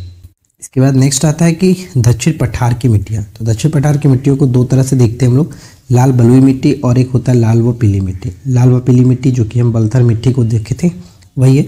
बिहार में जमुई, मुंगेर, बांका और औरंगाबाद जिलों के पठारी भाग में ये देखने को मिलता है। ठीक है, निर्माण अग्नि रूपांतरित चट्टानों के विघटन से होता है। नेक्स्ट किसमें लौह तत्व की प्रधानता अधिक होती है और इस कारण से इसका रंग जो कि लाल होता है। क्लियर। नेक्स्ट जो बलुई पत्थर है इसमें पठारी मिट्टी होती है और जो रोहतास एवं कैमूर के पठारी भाग में देखने को मिलता है।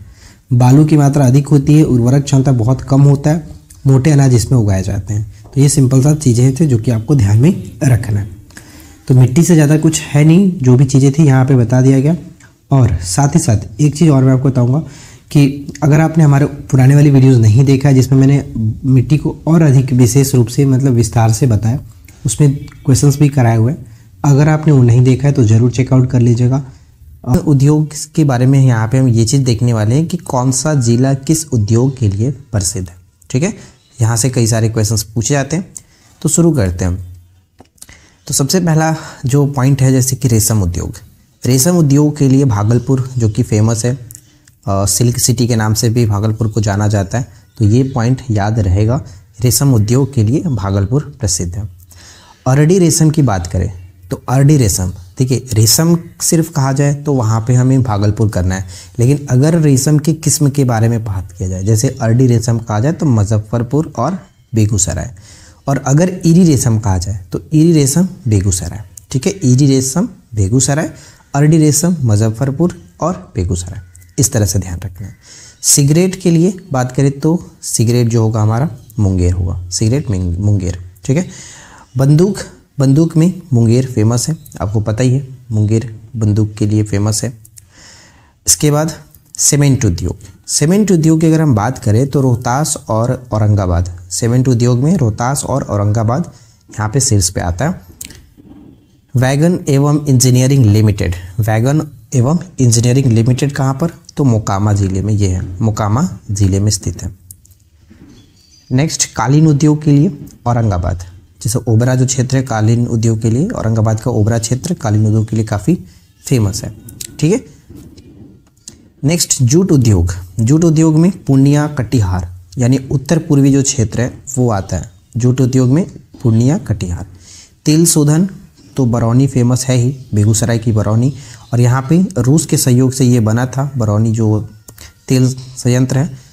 1964 में तीसरी पंचवर्षीय योजना में इसको बनाया गया था बरौनी को। कांच के लिए पटना फेमस है, कांच के लिए पटना। सिंदूर के लिए लखीसराय, सिंदूर के लिए लखीसराय। कपिलांश धातु उद्योग के लिए बक्सर, ये बहुत महत्वपूर्ण है। ठीक है, बक्सर, कपिलांश धातु के लिए बक्सर। इसके बाद नेक्स्ट आता है पटसन, पटसन के लिए कटिहार और समस्तीपुर, पटसन, कटिहार और समस्तीपुर। इसके बाद अगर बात करें प्लाईवुड, तो प्लाईवुड में हाजीपुर फेमस है, हाजीपुर प्लाईवुड में फेमस है। और हाजीपुर से रिलेटेड भी क्या करंट में चल रहा है, तो रूसी सैनिकों के लिए जूते बनाने का जो मिला है वो हाजीपुर ही बना रहा है ना। सूती वस्त्र उद्योग के लिए भागलपुर और गया, सूती वस्त्र उद्योग के लिए भागलपुर और गया। कागज के लिए समस्तीपुर, दरभंगा, ये फेमस है। उर्वरक बरौनी याद रखिएगा, उर्वरक बरौनी। मखाना के लिए दरभंगा इंपॉर्टेंट रहेगा, बहुत इंपॉर्टेंट। खनन में औरंगाबाद, और लीची के लिए बात करें तो मुजफ्फरपुर, लीची के लिए मुजफ्फरपुर। और आप ये कमेंट करके बताओ कि केला उत्पादन में शीर्ष जिला कौन सा है, केला उत्पादन में शीर्ष जिला कौन सा है, जल्दी से फटाक से कमेंट करके बताइए। अब यहाँ पे एक चीज़ और हम बात कर लेते हैं कि इसमें क्या क्या चीज़ें आपको जो है वो हमेशा अच्छे से याद रखना है। तो रेशम उद्योग तो अच्छे से ध्यान में रखिएगा, बहुत बार रिपीट होता है। बंदूक याद रखना है, सीमेंट उद्योग फेमस है। वैगन एवं इंजीनियरिंग लिमिटेड पूछा जाता है, जूट उद्योग के लिए कटिहार और ये पूर्णिया याद रखना है। और यहाँ पे देखिए कम्फेड, ये पूछा था कि कम्फेड की जो स्थापना की गई थी बिहार में 1983 में किया गया था, ये याद रखें। और बिहार औद्योगिक क्षेत्र विकास प्राधिकरण बियाडा जो है, बियाडा का निर्माण कब हुआ, तो 1974 में किया गया था बियाडा। तो ये दोनों संस्थान का नाम याद रखेगा, मतलब कि इसमें याद रखना है कि कब इसका स्थापना किया गया। अब यहाँ पे अगर हम बात करें तो तेल शोधन बरौनी याद रखना आपको। साथ ही साथ कपिलांश धातु जो उद्योग है ये बक्सर याद रखिएगा। और नेक्स्ट में यहाँ पे देखिए तो बस मखाना याद रखिए, मखाना और लीची महत्वपूर्ण रहेगा। तो ये टॉपिक बेसिकली रहेगा प्रमुख खनिज। तो आपको पता है कि इस टॉपिक से रिलेटेड कितने सारे क्वेश्चंस पेपर में पूछे जाते हैं, तो ध्यान से एक एक करके समझिए। सबसे पहले बात करते हैं पायराइट्स। तो पायराइट्स एक ऐसा खनिज यहाँ पे हो जाता है क्योंकि बिहार 94% अकेले एकाधिकार रखता है इस खनिज का, पायराइट्स का, और बिहार में भी रोहतास जो है वो सबसे ज्यादा है। एकमात्र ऐसा खनिज है जिसका उत्पादन बिहार देश में सबसे ज्यादा करता है, तो ये ध्यान रखिएगा। और मैंने आपको याद रखिएगा कराया था कि बिहार में जो सबसे ज्यादा साक्षरता है वो रोहतास में है। तो पढ़ाई का राइट्स जो है, पायराइट्स यानी पढ़ाई का राइट्स जो है वो रोहतास के पास है, इस तरह से याद रख सकते हैं। खान एवं भूविज्ञान निदेशालय का जो गठन किया गया था बिहार में 2006 में किया गया था, तो ये भी याद रखेंगे।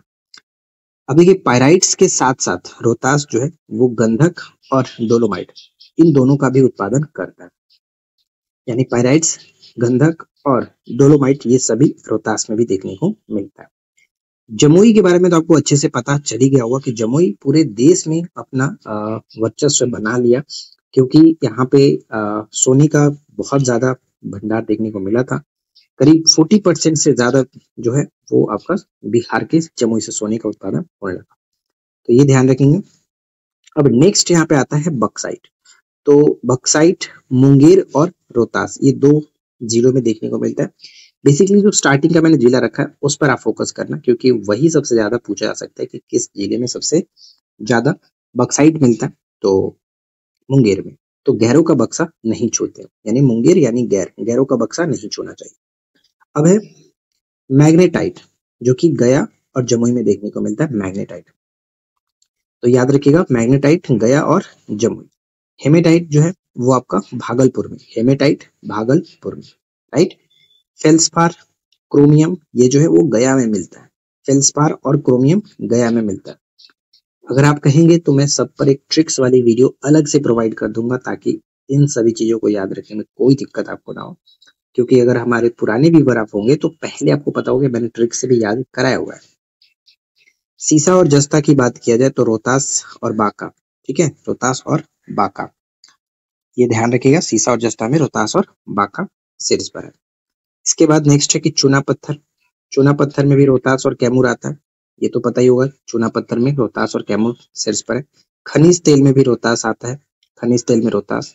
ग्रेनाइट की बात करें तो भागलपुर, ग्रेनाइट भागलपुर, और यहाँ पे आपने देखा था हेमाटाइट, ग्रेनाइट और हेमाटाइट दोनों में भागलपुर है, राइट। यूरेनियम में बात करते हैं तो यूरेनियम में गया याद रखेगा, यूरेनियम के उत्पादन में गया शीर्ष पर है। अबरख, ठीक है, अबरख याद रखना आपको, नवादा, अबरख नवादा, अबरख नवादा, ठीक है, यानी माइका। और हमने क्या याद किया था आपको, यानी इंग्लिश में अबरख को माइका कहा जाता है। माइका को कैसे याद रखते हैं कि माइक पर बहुत सारे नेताओं जो द्वारा वादा किया जाता है, यानी नवादा वादा, ठीक है। टाइटेनियम, वेनेडियम और गैलियम ये जो है आपका कैमूर में मिलता है। टाइटेनियम, वेनेडियम और गैलियम ये आपका कैमूर के अंतर्गत, चूंकि ध्यान रखेंगे। क्वार्ट्ज और सिलिका जो कि मुंगेर में। तो क्वार्ट्ज यानी क्वार्टर से याद रखो, दूसरे के क्वार्टर में यानी गैरों के क्वार्टर में नहीं जाते हैं, जिस तरह से हमने दूसरे का बक्सा नहीं छूते हैं, बक्साइट मुंगेर जैसे देखा था, गैर मुंगेर यानी कि गैरों का बक्सा, उसी तरह से गैरों का क्वार्टर यानी मुंगेर क्वार्टर्स में नहीं जाता, ठीक है, याद रहेगा। उसी तरह से चीनी मिट्टी में, चीनी मिट्टी के उत्पादन में अगर देखा जाए तो भागलपुर शीर्ष पर है, तो ये सब याद रखेंगे, इंपॉर्टेंट हो जाता है क्योंकि पेपर में यहीं से क्वेश्चन ज्यादातर पूछे जाते हैं, राइट।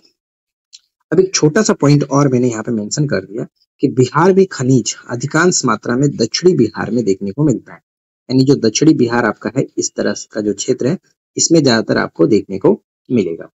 ठीक है, तो उम्मीद करता हूँ कि छोटा सा टॉपिक जो है वो आप लोगों को अच्छा जरूर लगा होगा। आप लोगों को वीडियो कैसा लगा वो नीचे कमेंट करके बताइएगा। और जैसा कि मैंने आपसे पूछा कि अगर आप चाहते हो कि इस तरह के जो भी हमारे नोट्स हैं उन सभी का वीडियो मैं आप लोगों को प्रोवाइड करा दूं, पहले तो मैंने कराया हुआ है, अगर आपको ढूंढ ढूंढ कर देखना है तो अच्छे से देख सकते हो। सभी वीडियो हमारे चैनल पर अवेलेबल है और पीडीएफ हमारे एप्लीकेशन पर है। लेकिन अगर आप चाहते हो वापस से रिवीजन के पर्पज से फिर से वीडियो को बना दिया जाए तो मैं बना दूंगा, आप लोग बस कमेंट करके बताओ। ठीक है, तो बस मिलते हैं नेक्स्ट वीडियो में नए टॉपिक के साथ। Thanks for watching, keep learning, have a good day. तो सबसे पहले देखिए समझ लीजिए कि बिहार में ऊर्जा विशेष विद्युत की आवश्यकता और उपलब्धता सुनिश्चित करने के उद्देश्य से बिहार सरकार के द्वारा 7 निश्चय जो कि 15 से 20 तक कार्यक्रम चला था। इसके अंतर्गत हर घर बिजली लगातार कार्यक्रम शुरू किया गया था। ठीक है, और इसके अंतर्गत हम बात करें तो बहुत सारे ताप विद्युत संयंत्र जो कि बिहार में कार्यरत हैं। तो अगर हम देखें एक एक करके, जब सबसे पहले हम स्टार्ट करते हैं यहाँ पे कि बिहार राज्य विद्युत बोर्ड की स्थापना कब की गई थी। तो ध्यान रखिएगा, बिहार राज्य विद्युत बोर्ड की स्थापना 1958 में किया गया है। 1958 में बेगूसराय में स्थित है बरौनी ताप विद्युत संयंत्र। मतलब बरौनी ताप विद्युत संयंत्र बरौनी में स्थित है और बरौनी जो पड़ता है वो बेगूसराय में, तो मैंने जिला यहाँ पे बताया आपको। ठीक है, अगर भागलपुर की बात करें तो भागलपुर में 2 विद्युत संयंत्र आपको देखने को मिलेगा, केंद्र देखने को मिलेगा। एक तो Kahalgaon super thermal power station होता है और दूसरा होता है पीरपैती ताप विद्युत केंद्र। ये दोनों नाम याद रखिएगा, खास करके कहलगांव तो आपको अच्छे से याद रखना है। ठीक है, इंपॉर्टेंट रहेगा। इसके बाद अगर हम आगे बढ़ें तो बांका में देखेंगे, बांका में सुपर ताप परियोजना करके एक है जो कि बांका में पड़ता है। नेक्स्ट लखीसराय में कजरा ताप विद्युत केंद्र कहाँ स्थित है? लखीसराय में। ठीक है, औरंगाबाद के बारे में जानती हैं, नवीनगर ताप विद्युत केंद्र औरंगाबाद में पड़ता है। बक्सर ताप विद्युत केंद्र बक्सर के चौसा में स्थित है। ठीक है, बक्सर ताप विद्युत केंद्र ये चौसा में स्थित है। इसके बाद नेक्स्ट हम देखें पटना में बाढ़ सुपर थर्मल पावर केंद्र, बाढ़ में स्थित है और ये बाढ़ जो है वो पटना के अंतर्गत आता है, तो ये थोड़ा सा इंपॉर्टेंट रहेगा, बाढ़ सुपर पावर थर्मल केंद्र। नेक्स्ट देखिए एक और ये है कि कांटी। ठीक है, कांटी ताप विद्युत केंद्र मुजफ्फरपुर में पड़ता है। कांटी ताप विद्युत केंद्र कहाँ पर? मुजफ्फरपुर में। तो यहाँ पर जो भी चीज़ें बताएं उनको तो अच्छे से याद रखना है, खास करके बिहार राज्य विद्युत स्थापना बोर्ड कब की गई थी, मतलब बोर्ड की स्थापना 1958 में किया गया था। और 2 चीज़ और याद रखिए, जैसे कि हमने बिहार का आर्थिक सर्वेक्षण 23-24 देखा था, तो उसमें मैंने एक चीज़ बताया आपको कि आर्थिक सर्वेक्षण 23-24 के आंकड़ों के अनुसार 22-23 में बिहार में कुल विद्युत की खपत कितनी हो गई है? तो 68-80 मेगावाट हो गया। ठीक है, मेगावाट। अगर हम यहाँ पे बात करें कि राज्य में ऊर्जा की प्रति व्यक्ति खपत कितनी है, तो प्रति व्यक्ति खपत 329 किलोवाट घंटा, यानी यूनिट हो गया 329 किलोवाट घंटा। तो देखिए फ्रेंड्स, बहुत ही छोटा सा टॉपिक था, लेकिन जो भी चीज़ें यहाँ पे आपको बताई गई उनको याद रखिएगा, खास करके कहलगांव, पीरपैती, कांटी, कजरा, ये सब जो है चार नाम आप देख रहे हैं वो बार बार रिपीट होता है। कहलगांव, पीरपैती, कांटी और कजरा, ये जो 4 नाम है वो थोड़ा सा इंपॉर्टेंट रहेगा। ठीक है, तो चलिए फिर शुरू करते हैं और एक एक करके सभी को अच्छे से याद रखिएगा, क्योंकि डेफिनेटली यहाँ से प्रश्न पूछे जाएंगे। सबसे पहले हम स्टार्ट करते हैं पश्चिमी चंपारण से। तो देखिए पश्चिमी चंपारण में बेसिकली आपको याद रखना है कि उदयपुर जो अभयारण्य है वो पड़ता है, सरयामन पक्षी जो विहार है वो आपका पश्चिमी चंपारण में, और वाल्मीकि नगर राष्ट्रीय उद्यान। तो ये याद रखना है कि बिहार का एकमात्र राष्ट्रीय उद्यान है आपका पश्चिमी चंपारण में वाल्मीकि नगर राष्ट्रीय उद्यान। तो ये बहुत इंपॉर्टेंट हो जाता है। ठीक है, याद रखेंगे। नेक्स्ट क्या आता है? नेक्स्ट अगर हम देखें यहाँ पर पटना के अंतर्गत, तो पटना में संजय गांधी जैविक उद्यान के बारे में आप जानते हैं, ये याद रखिएगा, सभी को पता होता है, इसमें कोई दिक्कत नहीं। और बेगूसराय का सबसे महत्वपूर्ण है कांवरताल जो झील है, पक्षी विहार है एक तरह से, और बिहार का पहला सामुदायिक ये पक्षी विहार है। तो ये बहुत इंपॉर्टेंट हो जाता है। ठीक है, कांवरताल झील कहाँ पर है? तो ये आपका बेगूसराय में आता है। नेक्स्ट अगर हम नजर डालें जो कि हमारा आता है यहाँ पे मुंगेर के अंतर्गत, तो ये भी आप देखिए एक गया में क्या है, तो गया में गौतम बुद्ध अभ्यारण्य जो है वो गया में पड़ता है, ये याद रखिए, गौतम बुद्ध नाम से याद रहेगा, गौतम बुद्ध जो कि गया में। और नेक्स्ट आप यहाँ पे मुंगेर को अगर हम देखें तो मुंगेर के अंतर्गत भीमबंध अभ्यारण्य आपका पेपर में पूछा जाता है, ये हमेशा पूछा जाता रहता है, तो इसे याद रखिए कि भीमबंध जो अभ्यारण्य है वो आपका मुंगेर में आता है। ठीक है, तो यहाँ तक कोई दिक्कत नहीं होनी चाहिए। अगर आप लोगों को वीडियो पसंद आता है तो प्लीज वीडियो को लाइक और शेयर जरूर किया करें। नेक्स्ट देखिए क्या आता है, नेक्स्ट है वैशाली के अंतर्गत अगर हम बात करें तो बडेला सलीम अली जुब्बा साहनी बर्ड सेंचुरी, तो ज्यादातर ये आपका सलीम अली करके पूछ जाते हैं। सलीम अली बर्ड सेंचुरी बिहार में किस जिले में, तो वैशाली के अंतर्गत आता है, याद रखना है वैशाली। दरभंगा के अंतर्गत जो सबसे ज्यादा पूछा जाने वाला चीज है वो है कुशेश्वर पक्षी विहार, कुशेश्वर पक्षी विहार दरभंगा के अंतर्गत। और जमुई में जो मोस्ट इंपॉर्टेंट आता है आपका नागी नकटी जो कि पक्षी जो विहार है वो आपका जमुई में होता है, तो ये इंपॉर्टेंट हो जाता है। कलरव पक्षी महोत्सव जो है वो आपका आयोजन यहीं पे किया जाता है, तो ये बहुत ही महत्वपूर्ण है, याद रखिएगा। ठीक है, चलिए इसके बाद अगर हम आगे की तरफ बढ़े तो नेक्स्ट देख पाएंगे नालंदा के अंतर्गत क्या आता है, तो राजगीर अभ्यारण्य जो है वो नालंदा में, नाम से क्लियर होगा, इसे याद रखने की तो जरूरत नहीं है। नेक्स्ट जो याद रखना है वो है सुहियान पक्षी विहार भोजपुर के अंतर्गत। ठीक है, भोजपुर सुहियान। नेक्स्ट अररिया में क्या है, तो अररिया में याद रखेंगे कि पनार या परमान जो डॉल्फिन अभ्यारण्य है वो है अररिया। अररिया डॉल्फिन अभ्यारण्य पड़ता है आपका, मतलब परमान जो डॉल्फिन अभ्यारण्य है वो अररिया में पड़ता है। और नेक्स्ट है हरिया बार। ठीक है, हरिया बार जो हिरण पार्क है वो भी अररिया में स्थित है। ठीक है, हरिया बार और परमान ये दोनों अररिया में पड़ता है।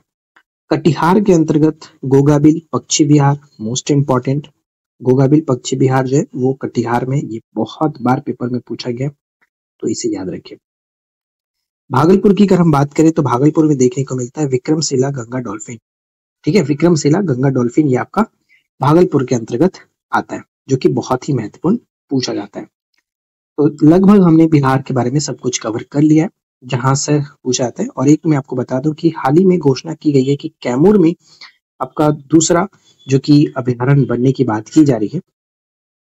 जैसे सबसे बड़ा बिहार का तो राष्ट्रीय उद्यान आपका वाल्मीकि है ही, लेकिन दूसरा बनने वाला जो आपका ये कैमूर रहेगा। ठीक है, अभी बनने की घोषणा की गई है, जो यहाँ पे आप मेंशन भी मैंने किया है कि बिहार में एक राष्ट्रीय उद्यान वर्तमान में वाल्मीकि राष्ट्रीय उद्यान है तथा दूसरा राष्ट्रीय उद्यान कैमूर में प्रस्तावित है, यानी 12 वन्यजीव अभ्यारण्य बिहार में स्थित है। बिहार में टोटल 12 वन्यजीव अभ्यारण्य स्थित है और एक राष्ट्रीय उद्यान, यानी टोटल 13 हो जाता है। सबसे पहले अगर हम बात करें कैमूर जिले के अंतर्गत, तो कैमूर जिले में एक अनुपम झील है, जो कि बहुत बार पेपर में सबसे ज्यादा यही पूछा जाता है। अनुपम झील किस जिले में, कैमूर जिले में स्थित है। ठीक है, बात करें वैशाली, तो वैशाली में एक झील आता है जिसका नाम है बरैल झील। ठीक है, बरैल झील वैशाली में स्थित है। दरभंगा के अंतर्गत पड़ने वाला कुशेश्वर झील बहुत इंपॉर्टेंट है, आपने पेपर में कई बार इसको देखा होगा, तो याद रखिएगा कुशेश्वर झील पड़ता है दरभंगा के अंतर्गत।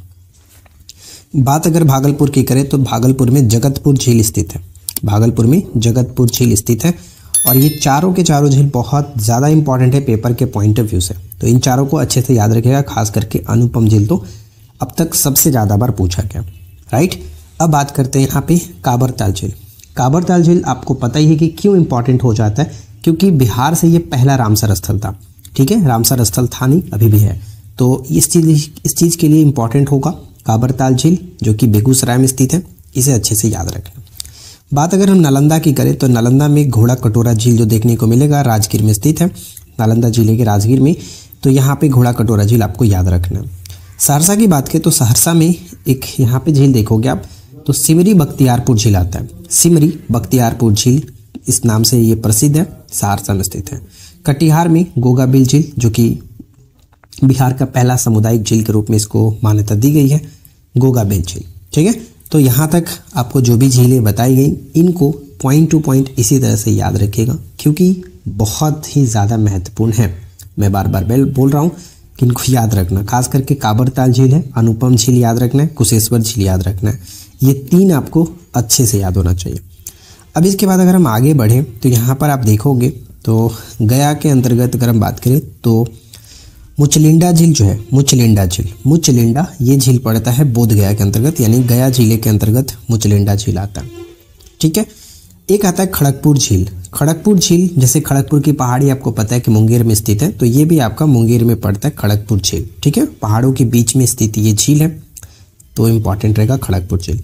फिलहाल हम पोस्टेड भी खड़गपुर में, लेकिन वो पश्चिम बंगाल के खड़गपुर में। ठीक है, नेक्स्ट सहरसा में हमने ऊपर में देखा कि सिमरी बख्तियारपुर झील जो कि सहरसा में, तो सहरसा में एक और झील यहाँ पे आप देखोगे मत्स्य गंधा झील। ठीक है, मत्स्य गंधा झील ये भी सहरसा के अंतर्गत आता है। और दरभंगा में मैंने आपको बताया है कि ये कुशेश्वर झील दरभंगा में पड़ता है।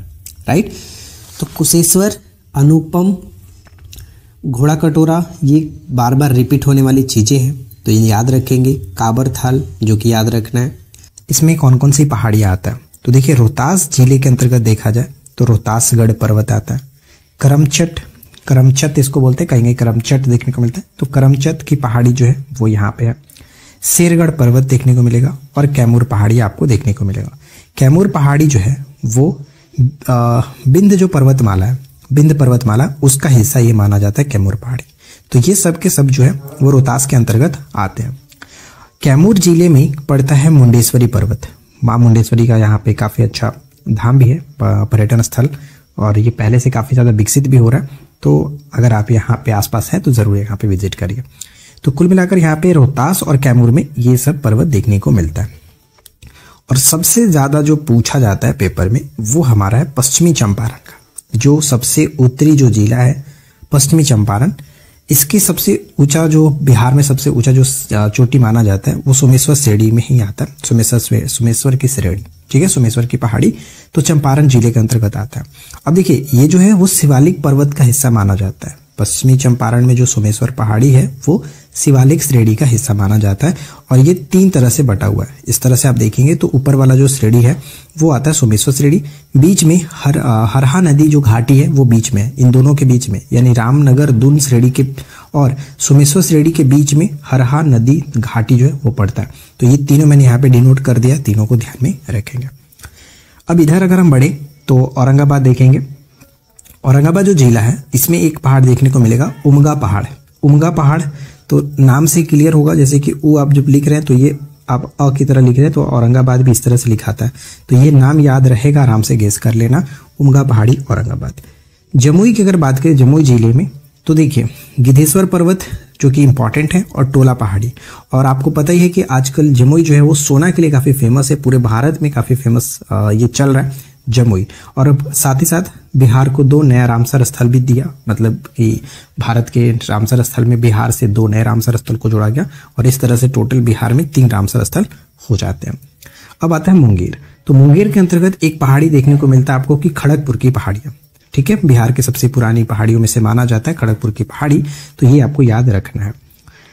नेक्स्ट आगे बढ़ते हैं, और इसके बाद अगर हम देखें तो जहानाबाद के बारे में बात करते हैं। तो जहानाबाद के अंतर्गत बराबर की पहाड़ी और वड़ावर की पहाड़ी देखने को मिलता है। तो बराबर की पहाड़ी के बारे में आपको पता ही है कि अशोक ने 4 यहाँ पे गुफाओं का निर्माण कराया था, तो ये थोड़ा सा आपको याद रखना है। और जो ये नागार्जुन पहाड़ी आप देख रहे हैं, ये अशोक के पौत्र जो दशरथ थे उन्होंने इसका निर्माण कराया था, नागार्जुन पहाड़ी को। राइट, इसके बाद अगर हम बात करें यहाँ पे बांका जिले के बारे में, तो बांका जिले में सबसे ज्यादा जो पूछा जाता है, इसमें पूछा जाता है कि मंडार की पहाड़ी कहाँ स्थित है। जैसा कि आपको पता है कि मंडार की पहाड़ी में आपको एक रोपवे स्टार्ट किया गया था, मोर अभयारण्य बनाने की बात की गई थी, तो इस वजह से ये काफी फेमस है। मंडार की पहाड़ी आपको याद रखना है कि ये बांका जिले के अंतर्गत पड़ता है। ककवारा पहाड़ी भी यहीं पे है, ककवारा पहाड़ी बांका में, और जेठौर पहाड़ी भी आपको बांका के अंतर्गत देखने को मिलता है, जेठौर पहाड़ी। तो इन सभी को अच्छे से याद रखिएगा, क्योंकि पेपर में स्टैटिक जो जीके है उस तरह से पूछा जाएगा बिहार के स्टैटिक जीके के फॉर्मेट में, तो इंपॉर्टेंट है, आप इनको अच्छे से याद रख लेना। इसके बाद नेक्स्ट आपको प्रश्न देखने को मिलेगा गया। तो गया में आप सबसे ज्यादा जो पूछा जाता है वह है ब्रह्मयोनी पर्वत। ब्रह्मयोनी अपने प्रीवियस में भी देखा होगा, ये पूछा जा चुका है ब्रह्मयोनी पर्वत, तो इसे याद रखिए। साथ ही साथ प्रेतशिला अपने पेपर में तो शायद ही मिलता है, लेकिन आप प्रैक्टिस सेट में कई बार देखे होंगे, प्रेतशिला पर्वत भी गया में स्थित है। इरवासा पहाड़ी भी यहीं पे पड़ता है, गया के अंतर्गत इरवासा पहाड़ी। डुगेश्वरी इंपॉर्टेंट रहेगा, डुगेश्वरी पर्वत गया में। और एक और आप याद रखो, रामशिला महावर पहाड़ी। रामशिला महावर पहाड़ी भी गया के अंतर्गत देखने को मिलता है। तो गया में यहाँ पे 5 पर्वत को आपको अच्छे से याद रखना है।